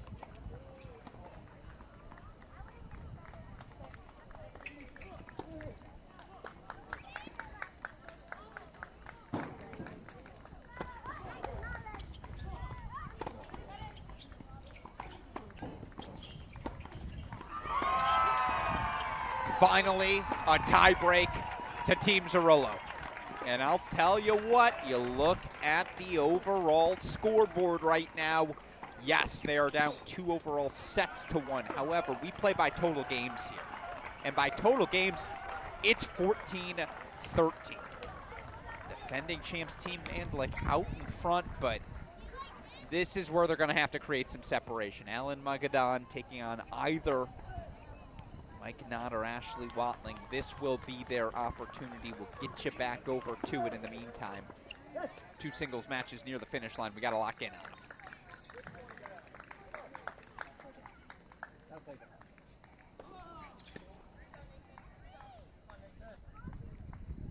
Maidhan serve for this match, up 4-2. Now 4-3. Still out in front, but game point chances for FAM.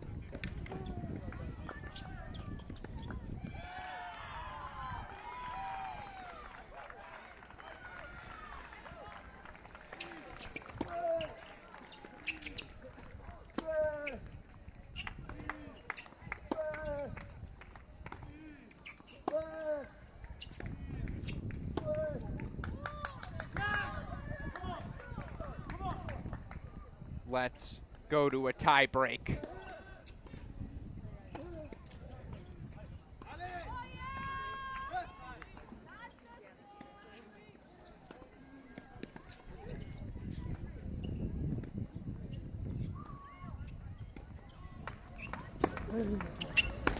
It's home!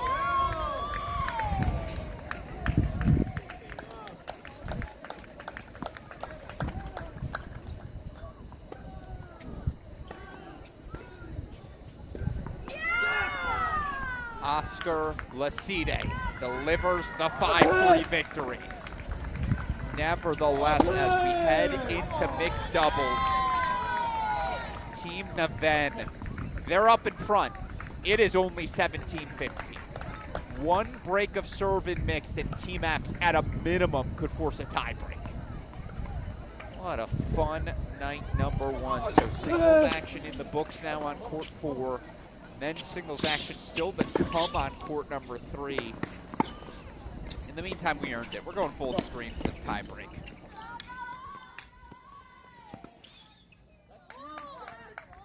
It's good wheels from Derek Pham. Hard to imagine the rising junior, again, clearly the favorite.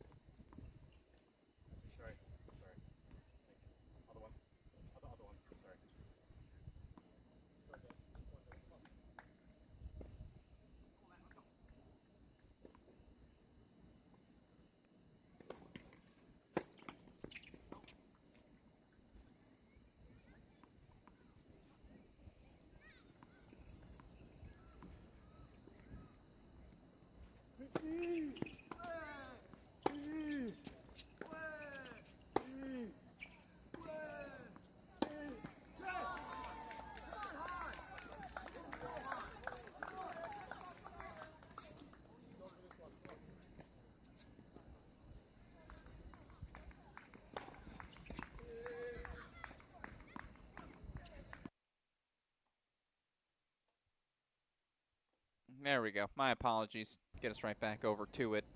2-1, Nate Hahn stays out in front.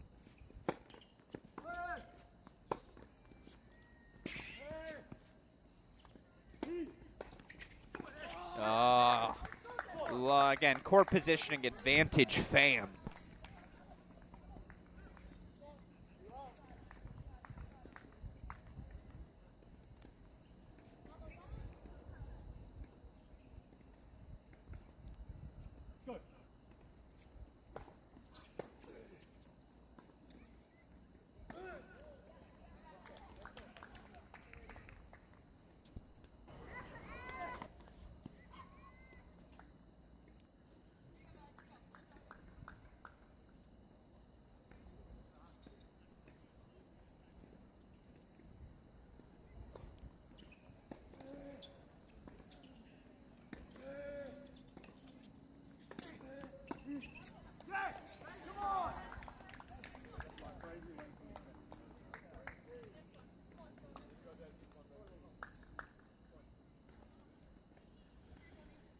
It's a credit to Nate Hahn, man.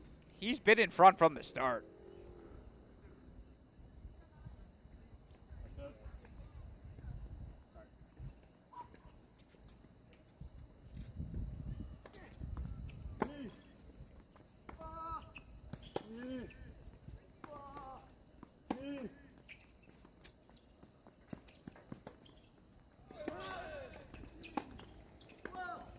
No, no way. Everywhere he needs to be. 3 match points for Nathan Hahn.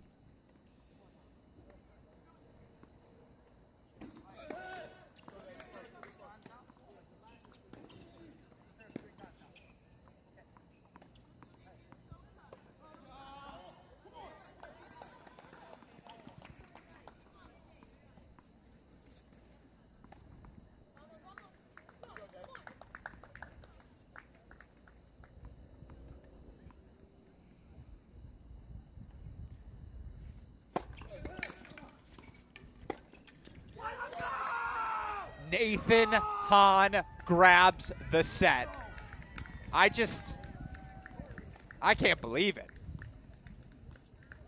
Team Corley, they're within 1, and they got worked. They were down 10-4 overall through the first 2 sets. The Corley sisters start the rally. Nate Hahn keeps it rolling. It is a 1-game deficit going into mixed doubles here on court 1, a 2-game deficit going into mixed doubles on court number 4. In the meantime, we'll show you 2 matches still in singles.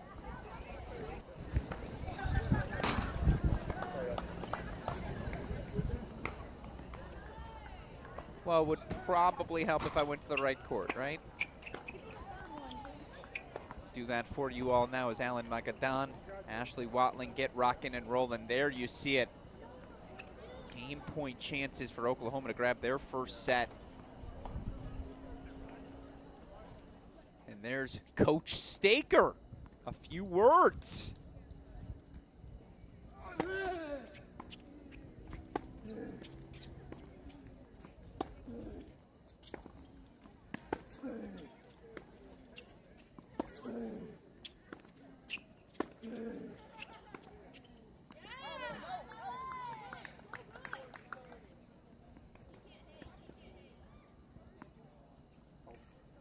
Match point, Malero.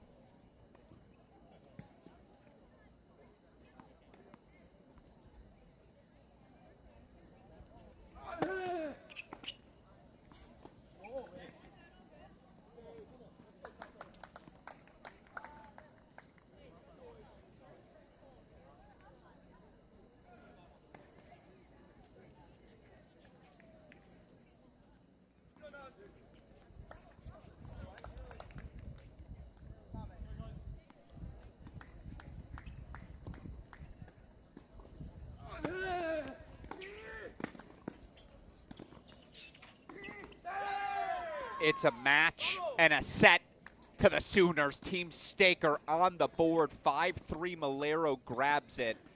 Look, they got some work to do. Even with the 5-3 victory, they'll be down 5 games headed into mixed doubles. Would require some sort of comeback.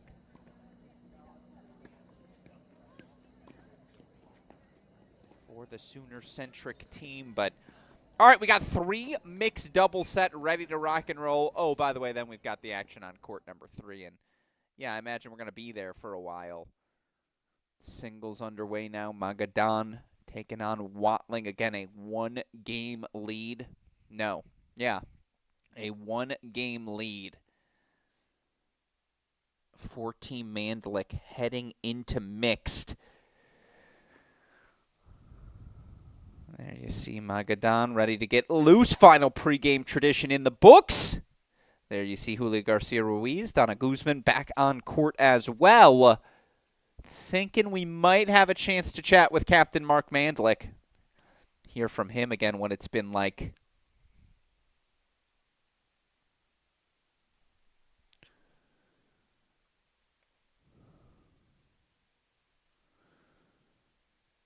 Yeah, that'll work.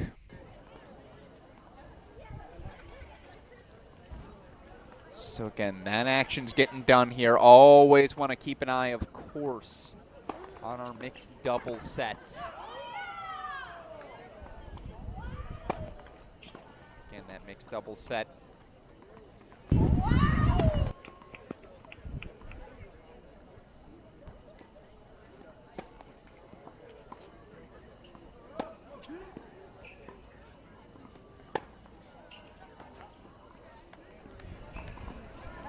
Officially underway on court number 4. They'll go Galaney Naven versus Epskidecki. I like the matchup.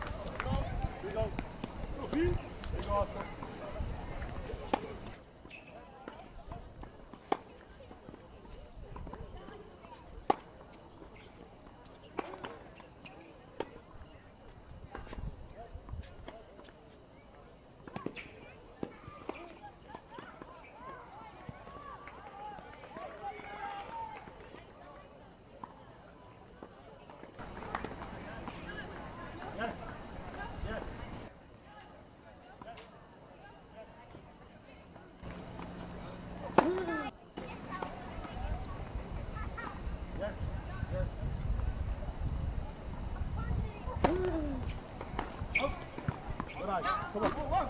We go.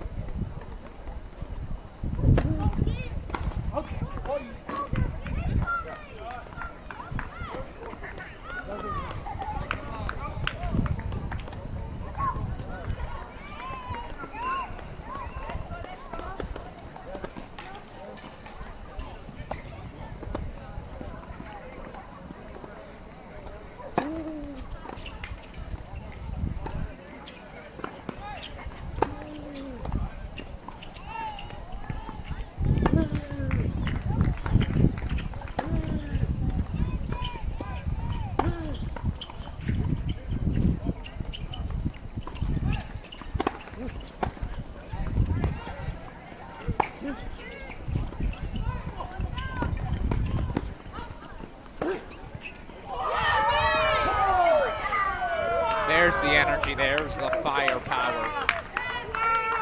The C-Day, Quadre, words of encouragement, obviously, for their pairing. And again, to have these teams on the bench, that's the coolest part. All right, the action's underway on 1. We're going to do this. We're going to watch this lone deuce point, and then again, we're going to have the full mixed doubles for this court 3 match on its own. That's how timing works. That's how spacing works.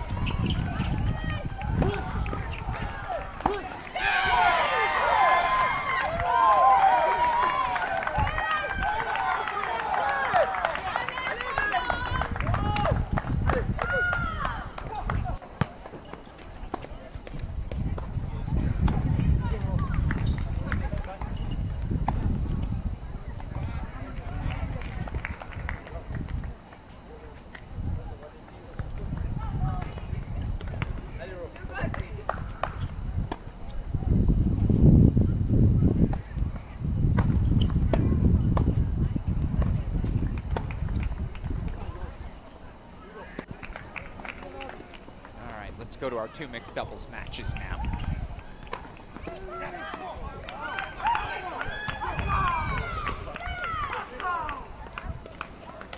Epps and Gadecki grab the early break, and if you are unfamiliar with our format, again, total games, not by sets. Total game score. So you could be down 20-0.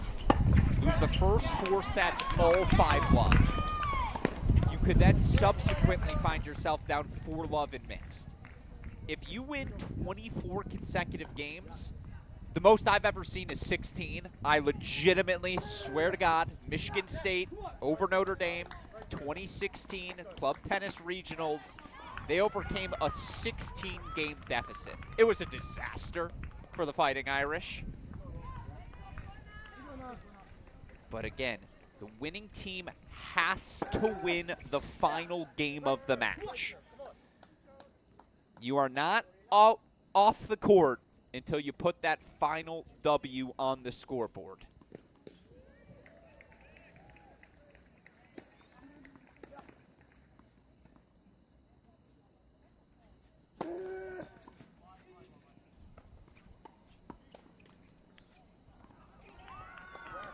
Thus, for Epps and Gadecki to race out to a 2-love lead. Again, what did they enter that?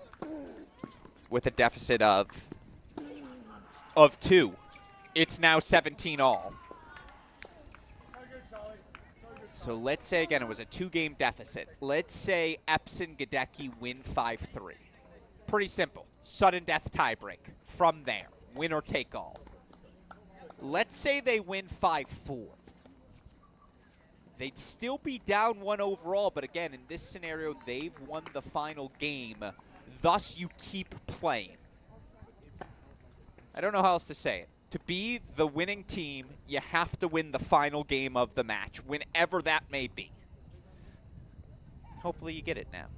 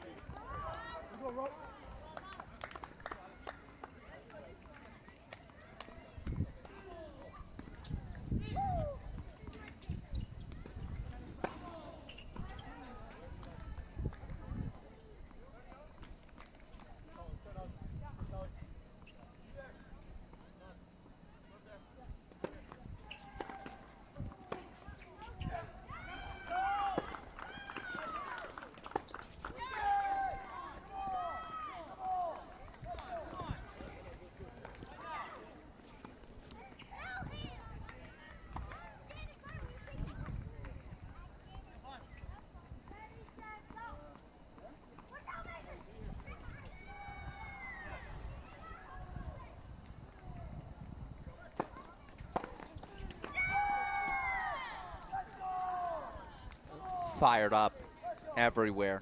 Corley, Stewart, giving themselves a look. By the way, Max Stewart, now the Oklahoma State men's assistant, but of course a former Oklahoma Sooner player. The dual loyalties.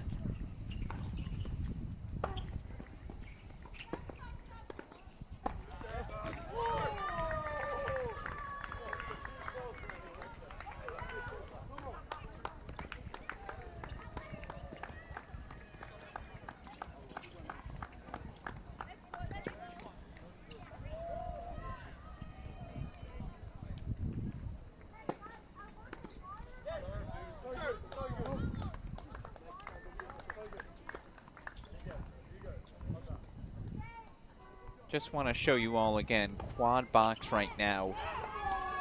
Mixed doubles underway on court number 2 as well. It is going to be quite the conundrum.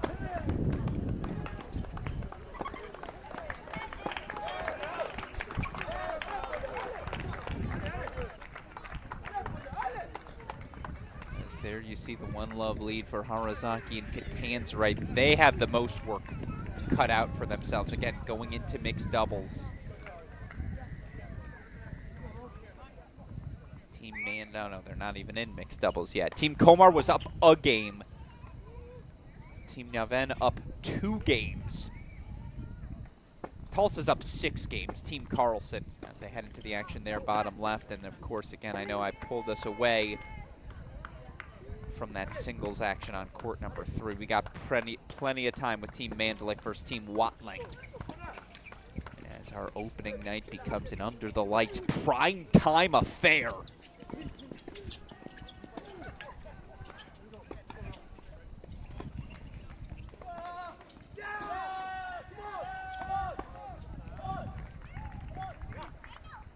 Yeah, I think Max Stewart hit the back fence with that forehand. So it's an Oklahoma State hold for 2-1. All they got to do is win that mixed double set, and they will walk away with the victory. Meanwhile, Epps Gadecki trying to hold on to their early lead here on 4. What about this Tulsa team? Not sure we've given them enough credit here tonight. 18-12, they're up going into mix now. 18-13. Now 18-14, and again, they don't have to get it all back at once. All Harazaki and Catanzarite have to do is win the set. If they win the set, opportunity for bonus time, opportunity for a sudden death tiebreak, all the fun things remain in play.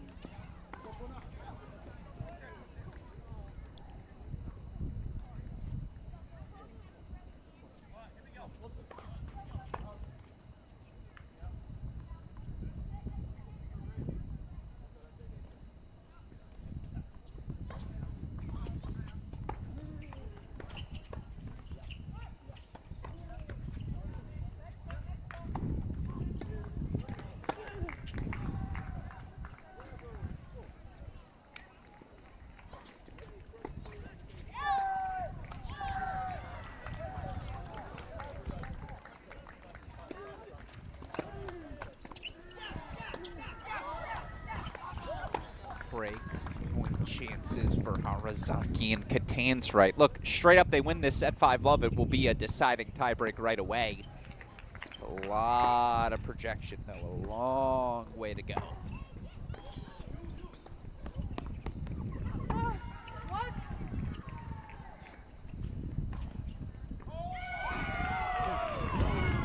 All right, Gracie. All right, Ava. So there's the break for 2-love. Oklahoma gets the start they need. Let's pop on over to court number 4.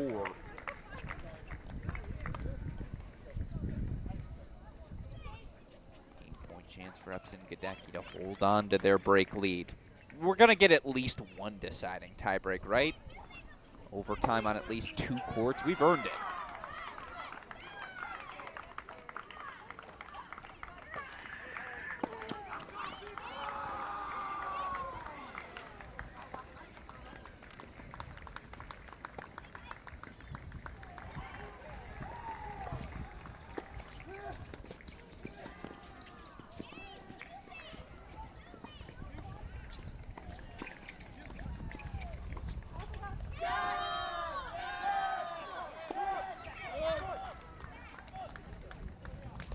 Epps Gadecki lead. Again, they're changing ends as it's a look for 3-love on court number 2. We're going to hop over to court number 1.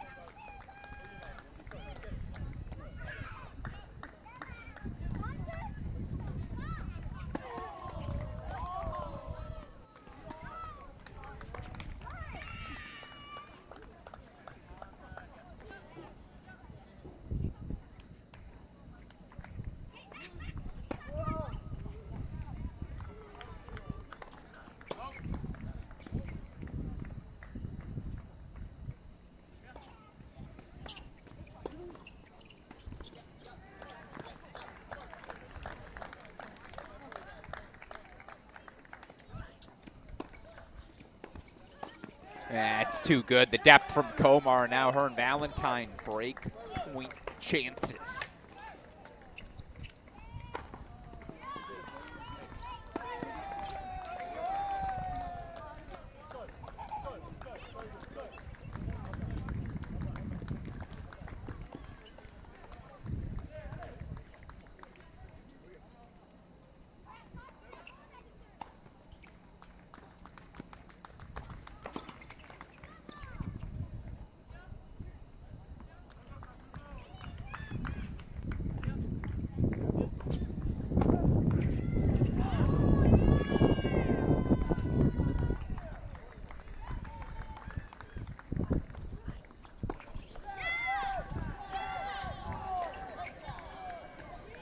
Cut. This coach is going to let him hear about it again. If you're Charles Valentine, you can't go back to campus having lost to your coach, Max Stewart, right? The pride, if nothing else. Look, again, Stu can ball. Not trying to diminish his game, his performance, but big deciding point coming up.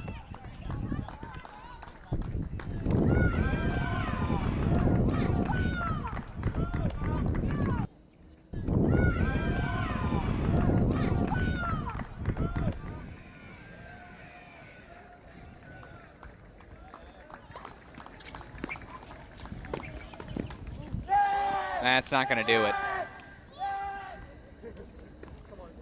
And there you hear a roar from Derek Pham. I love the intensity. Cowboy-cowgirl pairing of Komar and Valentine get a much-needed break and now some separation as they look to close out Team Corley. Meanwhile, take this moment, pop the quad for all of you. My legs look good. How are you feeling? Of course, again, singles action ongoing on court number 3. Back to the triple box we go.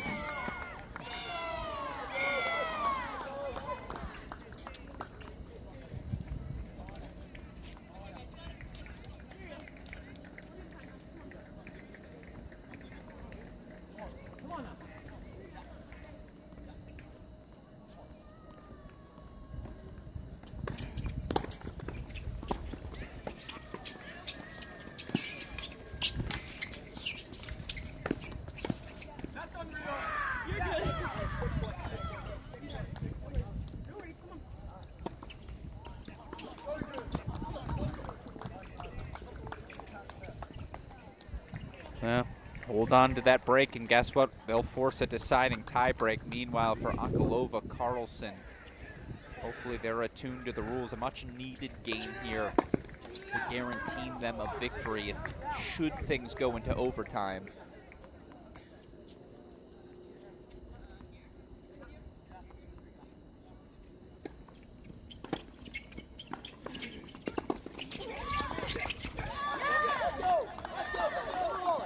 One, two.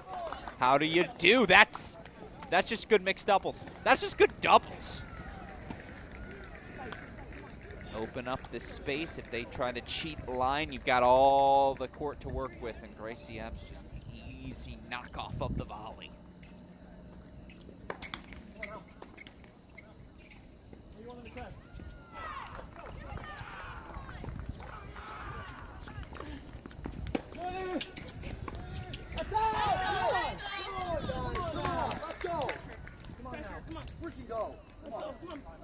Don't you dare swear there, Nathan Hahn. There's a camera right above. Thankfully, he kept it PG for us. Stu, Ivana starting to work as Thomas Gadecki. A clap of the hands from me. That is one hell of a backhand volley line. As Magadan breaks for 4-2, so there may be, he holds here, it'll be a 4-game lead for Team Mandalay going into mixed. We don't have time, again, at this moment to keep an eye on it because we got other things we need to watch.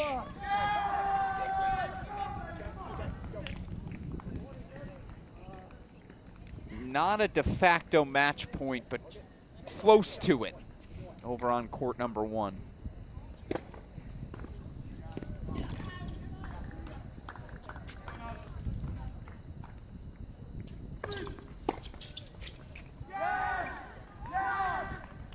Ivana goes long. So Komar and Valentine lead 4-1. They need a Max Stewart hold, a break of Komar, a Corley hold, a tie break. And then they'd have to break Valentine again to stay alive. No, if they won the tie break, they'd be up 1 and then Valentine would be serving. We'll get to that if we need it. In the meantime, we do-si-do back over to Harazaki and Catanzarite.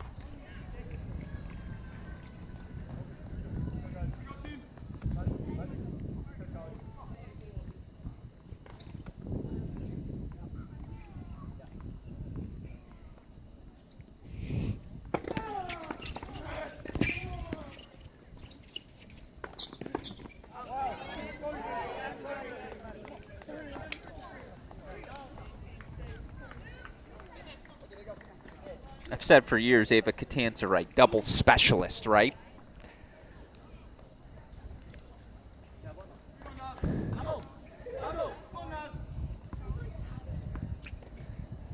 Again, they faced the largest deficit going into the mixed doubles. Was an 18-12 deficit. Now, again, as of right now, they are still down 19-16.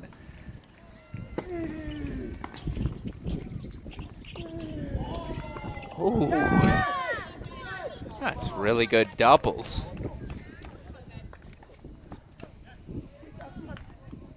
And yet this is the most important place for us to be watching.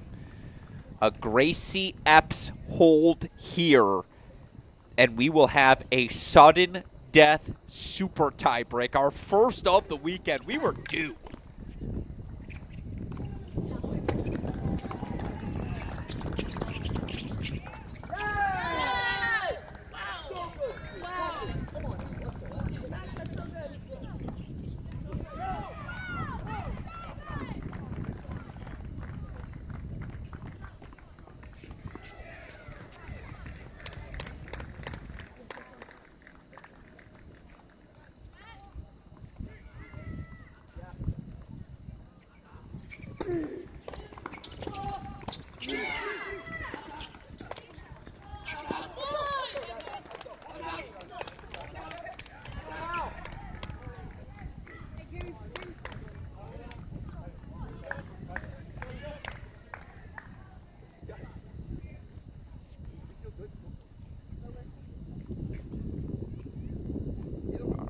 4-2. Again, this is the moment, by the way. Can Corley and Stewart find a break? If they can, they stay alive.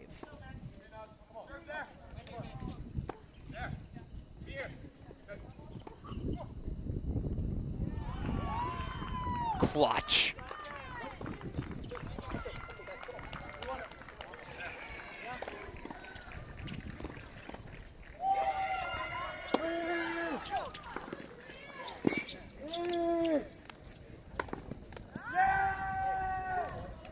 Great overhead there from Valentine. As, by the way, we'll pop over to it. Again, there is an overtime system, but it looks like we're going to hit that overtime here on 2.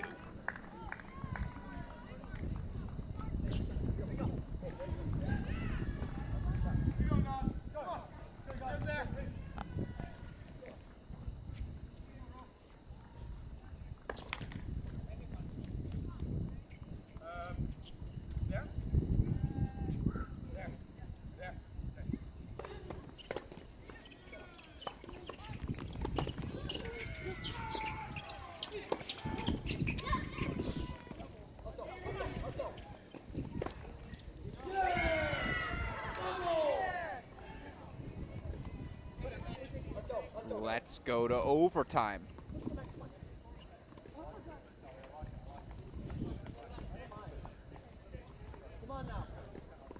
As, by the way, worth noting, Team Mandlik indeed taking the lead into mixed doubles as Alan Magadan goes out and does a job. 5-2, he grabs it, so it'll be 19-15 heading into mixed.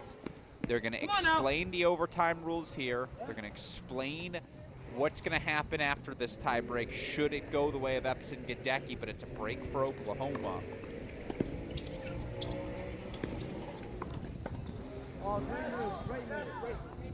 Stu's right, it was a great move. Ivana got the volley she wanted, just a little loose there with the hands. Firm enough at knocking it off.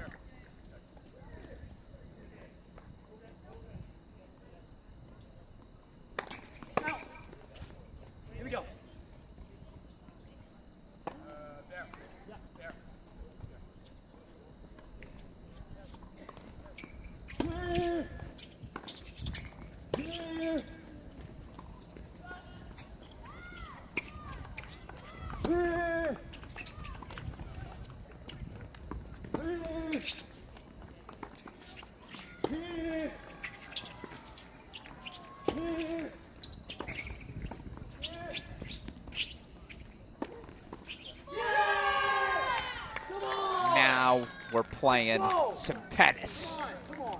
Corley, Stewart, the break point chances they need.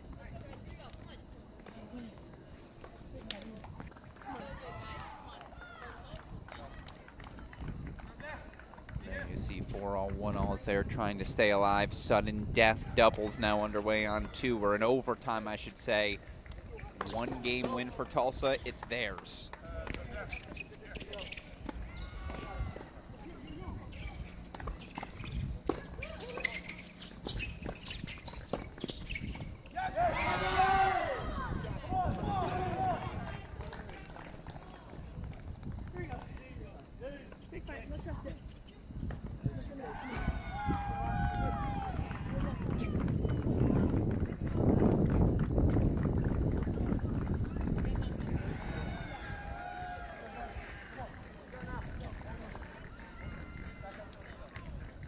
And joining us now on our broadcast to help us enjoy the home stretch of night number 1 of this Oklahoma Tennis Foundation Invitational, it's team captain Mark Mandlik. Mark, first of all, 3 deciding tie breaks, 3 sudden death points through your first 3 sets. Did you miss this event? Welcome back, my friend. How's it feel? Yeah, it's a little harder this year than it was last year. Instead of 3 months out of college, I'm a year and 3 months. So I think it's just going to get more difficult every year I come back, but that's all right. No, I can only imagine, as by the way, we see Team Komar earning our first victory here of the evening. But I am curious, you mentioned it, you are not someone who's playing full-time professional tennis anymore. You went off to, as we like to refer to it, the normal working world. What brings you back to an event like this? What is it about supporting this Oklahoma Tennis Foundation that appeals to you here for a third consecutive year? Yeah, I mean, it's a great tournament, great people that host it. They, and it's obviously for a great cause. And the state of Oklahoma has given me so much, OU especially. And I'd love to come back and first off see all my buddies and friends here in Norman and Edmond, but trying to give back to the state and the school that's given me a lot. So yeah, it's an easy tournament to come back to. I love that. Self-assessment, it's important in this sport. Talk me through your performance out on court in doubles. Do you still have the sea legs underneath you, my friend? How'd it look? Yeah, it was all right. The return was a little shaky. Coming off a 6.5 hour drive wasn't probably the best thing for me, but no, I mean, yeah, it was average, I would say. Well, hopefully we'll look for more tomorrow to beat Team Komar if we make it there. It was a strong starting block, we'll say, for where you have to go the rest of this weekend to bring home a third title. And look, I know some of your familiar faces. I think Julia and Donna were on the team last season, if my brain is working correctly. Maybe not Donna. It was my sister and Julia. That's what it was. It was Julia and your sister. So a few new faces, but like, you're here for a third straight title. What's it going to take for this group to gel over the next day and a half? And, again, what would it mean to win a third straight here? Yeah, it'd be awesome to win it. That's what we came for. So, I mean, we're just going to have to just do the right things and hope the chips fall. We can't really control what happens. We can just control what we can, and we'll see if we can get it done. Makes a lot of sense to me. My last question for you: will you move like 2 inches to your right so I can see both you and the smiling reflection of you? Look at that beautiful photo. Last year's Martinez. Yeah, come on now. That's just a winning That was the team. first year. That was actually the first year. Ah, year number 1. Still, again, could have been year number 2. What would we know? Because he's our back-to-back champ, and his team out in front, I believe, by 4 games now, heading into mixed doubles. Mark Mandalik, always great to see you, my friend. Congrats on the victory. Obviously, good luck here this weekend. Thanks, Alex. Yep.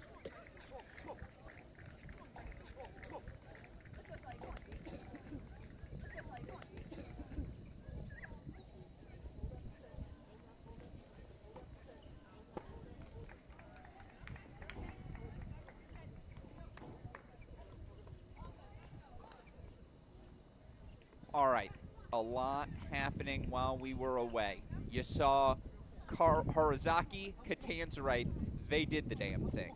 They forced a sudden death tiebreak from 6 games down. 6 games down going into doubles.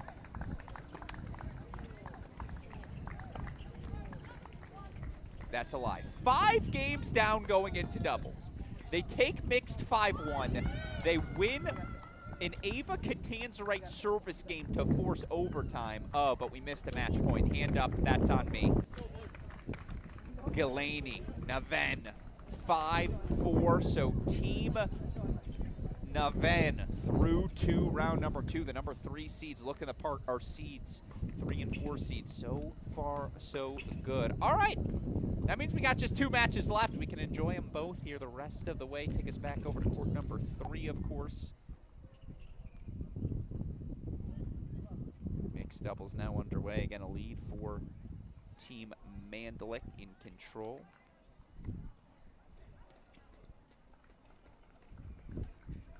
Boy, it would really help if I got you to the right page, right? Here we go. Final answer, I promise.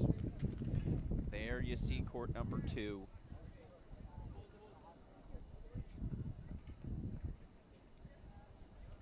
And again, this is a first to 7 win by 2 tiebreak, if my brain is working correctly here.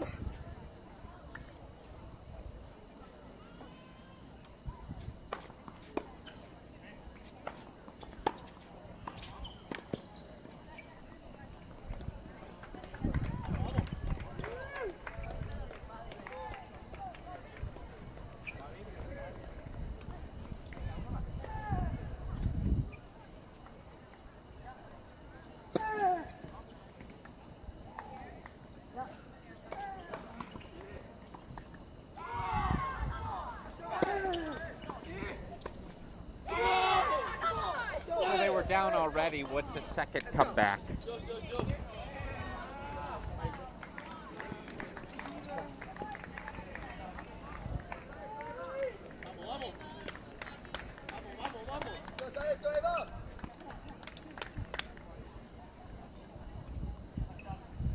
Magadan and Garcia Ruiz, meanwhile, early break point chances. And again, as tight as the first 3 sets were in that one, Magadan winning in singles.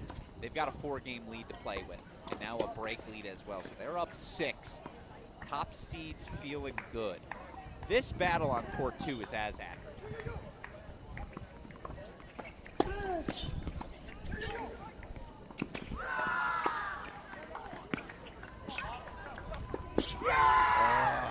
Ava's hands were ready. Harazaki understandably just trying to cover, trying to put balls in play. Do love Magadan Garcia Ruiz, but you know what? I'm going to be selfish. Let's go full screen.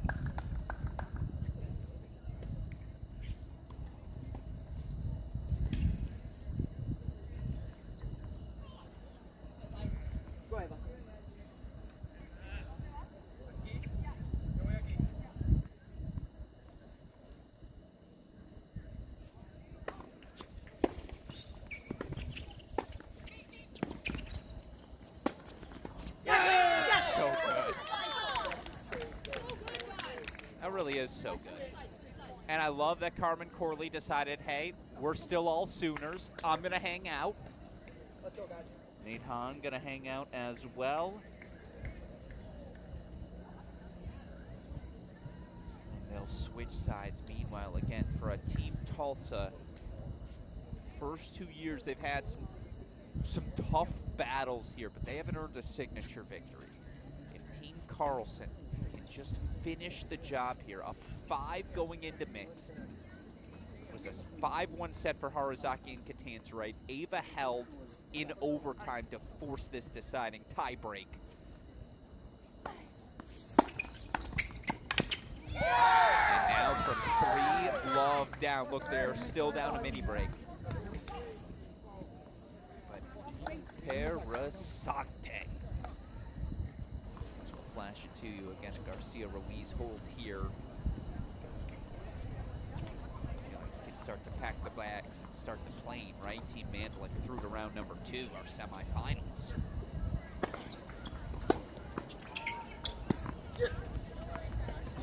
Five, 3, Carlson. No, that's not Carlson. The other rule in effect. Substitution made. Also bringing in Chicago. Trying to close things out, just offer a little different look. 5-3 here out in front. Again, single mini break, take you full screen.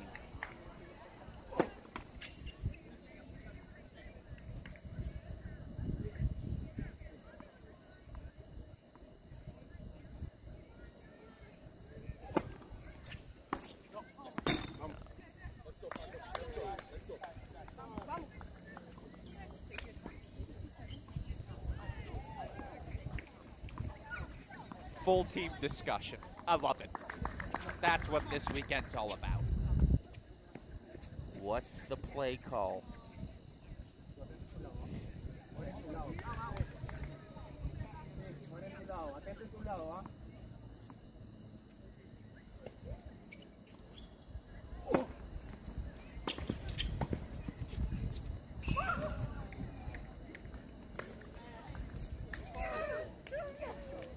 There it is, Carlson, Akalova.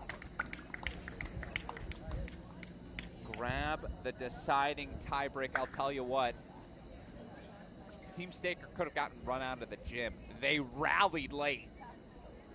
Made this one a war, but in the end, again, it's Team Tulsa through to the semifinals. Carlson, Akalova, Taco, Suarez. Gives us one more match remaining on the day. Told you we'd have plenty of time with it. Love, Magadan, Garcia, Ruiz looking to put things away here. What a fight from Team Watling. Yeah, that's just too smooth, though.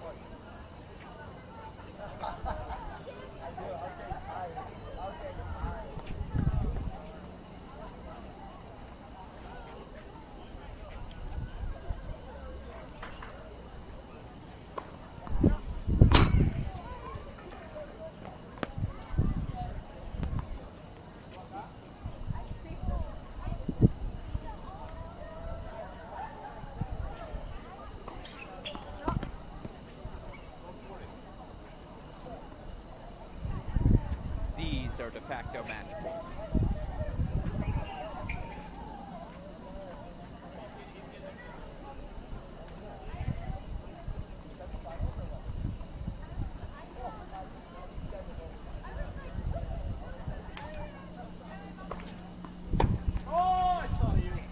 Yeah, I like it. Take a cut. Take a chance. What do you have to lose? Of course, again, fantastic opening night of play. Matches in the books. Team Carlson grinding out a 2019 win over Team Staker. Team Como. 2016, they knock off Team Corley. Team Naven, ultimately 5-4 in the mixed doubles. They take it 22-19 over Team Apps.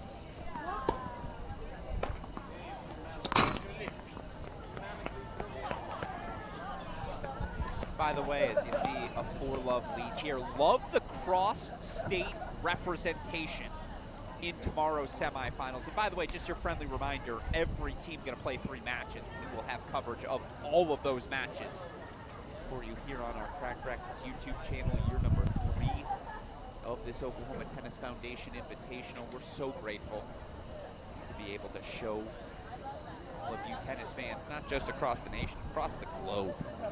A bunch of different international players within this event. I appreciate that all their parents will have the opportunity to tune in.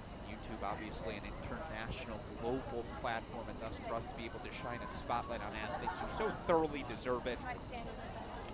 Grateful to Bill Towler, excuse me. Grateful to David and Lisa Minahan. Entire team here who helps make this possible for us.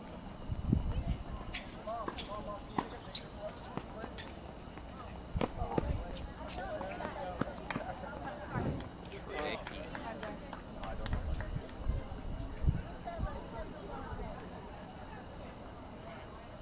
Coverage, of course, continues tomorrow. 11 a.m. Eastern Time start for our semifinals. 11 time Central Time, excuse me. 11 a.m. Central Time start. Gotta remember where I am.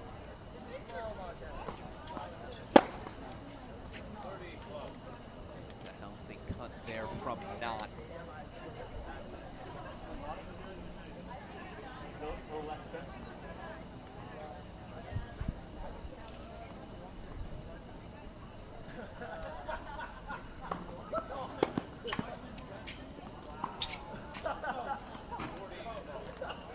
Match points, Mandlik.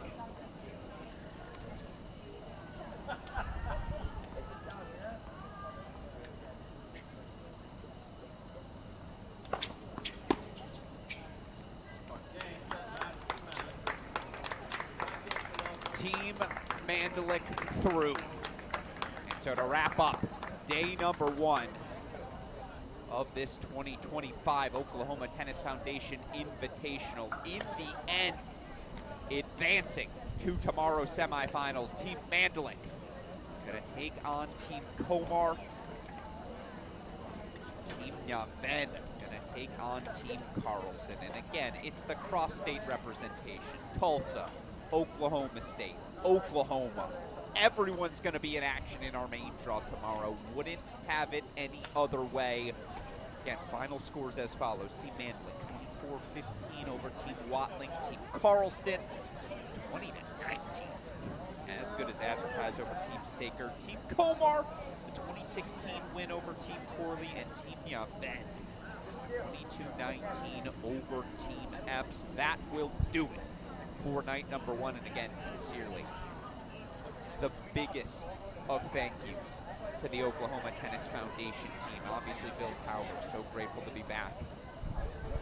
So grateful to be able to play any sort of role in what was just the brilliant brainchild of one of the most generous man we have in our sport. Of course, a thank you to Oklahoma Tennis Foundation Executive Director Carmen Bond. Thank you to the entire team here on site, again at the beautiful Edmond Center Court facility. It's a municipal facility. To have the sheer total number of courts that they do, it's not only a professional event here this week and next week. You've got high school teams who practice here every day. You've got a junior level 6 USTA tournament here this weekend. You want to hope for tennis? A little taste of every level. This is the place to be, and thus again, we are so grateful to be able to broadcast all of the action this weekend. Our coverage will continue tomorrow, 11 a.m. Central Time, with our semi-final matches. Of course, we'll have championship Saturday evening for all of you tomorrow night as well. A sincere thank you to all of our competitors, and look, we have a lot of fun with these teams beforehand. There are a couple people, Max Stewart, Nathan Hahn in particular, have helped me had a lot of fun with the two of them here to entertain all the fans in the building. And this is what you love to see most. Everyone sticking around, everyone interacting, ball kids getting the chance to ask for autographs, pick the brains of these collegiate or professional athletes. It's an awesome event. It's why we'll always make time for it on the calendar here at Crack Racquets. Again, advancing to tomorrow's semifinals. It will be Team Mandalik versus Team Komar, Team Naven versus Team Carlson. That action starting 11 a.m. Central Time tomorrow. All you got to do, hit the subscribe button on your Crack Racquets YouTube channel. You will get a notification when play begins tomorrow. That said, signing off for today for everyone who contributed to our coverage. I'm your host, Alex Gruskin. You're watching the 2025 Oklahoma Tennis Foundation Invitational. We will see you all tomorrow at 11 a.m. Central Time for our semifinals.